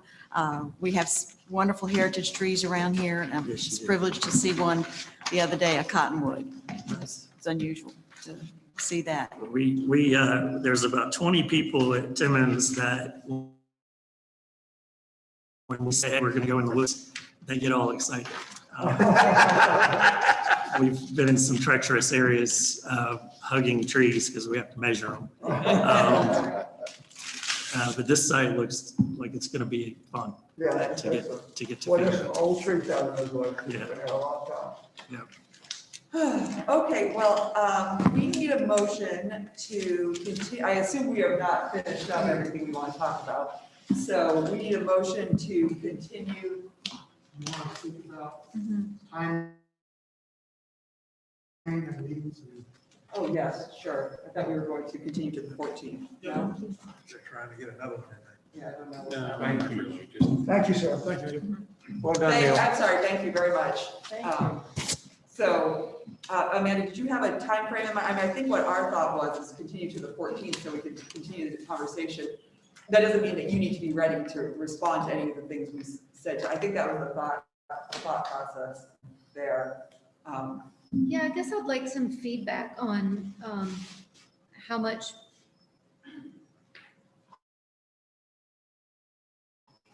I think we need to be mindful to not give you more to digest before you've done commenting on what you've already got. So, I don't want to necessarily go and act on everything we've heard and come back at the 14th with all these new great things for y'all to see if you still have a lot more to say about what's already on the table. So yeah, I think we do. Okay. I mean, I think we do. You all? Oh, yeah. Yeah. So. Yeah, so maybe it's worth trying to squeeze in another work session like this, because I do think this was nice to. Yeah. And I would like to kind of coalesce this into, okay, here's all the different comments and opinions. Now, where do they rank on our wish list? And I think we'd like to have some conversation too, that we may not necessarily solicit feedback from you all as a developer, but just have our ideas among ourselves and kind of what citizens have come to us with that they want us to address and such. So obviously it will be a public hearing still. There'll be a continuation of the work group, so anyone is welcome. But we may not be it might not be as conversational. Is the feedback I'm hearing from others. So I just want to put that out there. So with that said, do we want a motion to continue the public hearing to September 14th, 2020 at 6 p.m. here in the Civic Center without further advertisement? So moved. All right. Second. Steve seconded. Is this just a? Okay, all those in favor say aye. Aye. Any opposed say nay. Okay, that has passed. If I may, you guys also probably need to decide if you want to hear feedback from the public at that meeting, or if you want to continue to do this sort of layout. I mean, let me jump in. Just so, Just I know they're not hearing you, so. Yeah. I'm going to jump in front of the microphone, so hopefully the people can hear me. Sorry, Amanda. What Katie was saying is that she was wondering if the board wants to invite public commentary at this point, or if you would like to continue to have some more either internal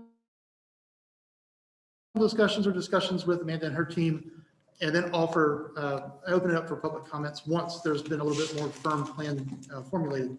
It's up to the board. We wanted to pose that question to you this evening. I don't think we know enough yet. Yeah, I agree. And I think, please, and oh gosh, I know I just take over the microphone.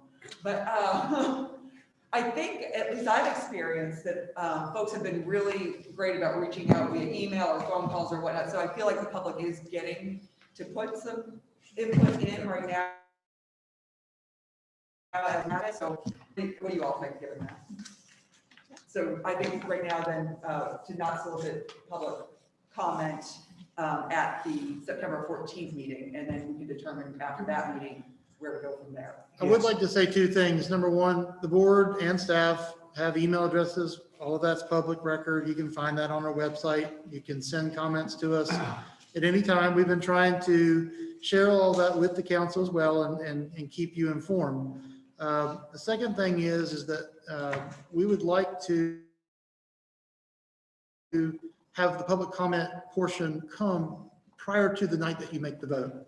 Does that make sense? I just want to make sure that everybody's aware of that. We're trying to be transparent about all of that. We're not trying to, formulate a plan and then have you guys vote on it the same night that we allow public comment. Yes, agreed. Okay. Agreed. And I think everyone knows, but particularly for our newer members, that when things are done in email, we cannot collectively talk about things through email. That's considered public at that point. So just keep that in mind. Right. I can send you emails out as a group. That's fine. Just don't get into a dialogue back and forth with each other. If you have questions, funnel them through me or through Katie, and we will make sure that we get information to all And we of can you. talk to each other as individuals, just not group together. Which I think we've So it'd done. be considered a meeting. So I'm clear, the 14th is now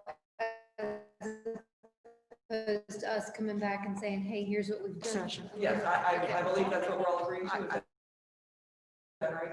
Do we need to make a motion to make it a work session? No, No. it's just Common consent. I just don't want to show up and y'all were expecting one thing. So people come, so. But I think our intention is to have a dialogue among us, and maybe not have as much of the solicitation of information. Yeah. From them. Yes, I mean, from the developer. correct, Yeah. correct, yes. So you'd be more in a listening mode too. Sure. Yeah, yeah. Good, okay. I think that's the intent. That's a good idea. Does that sound good? Okay, so we've approved that anyway. So now we just need a motion to adjourn. So moved. Second. Richard, who seconded Steve? All those in favor say aye. Aye. Any opposed say nay? We are adjourned. Thank you all.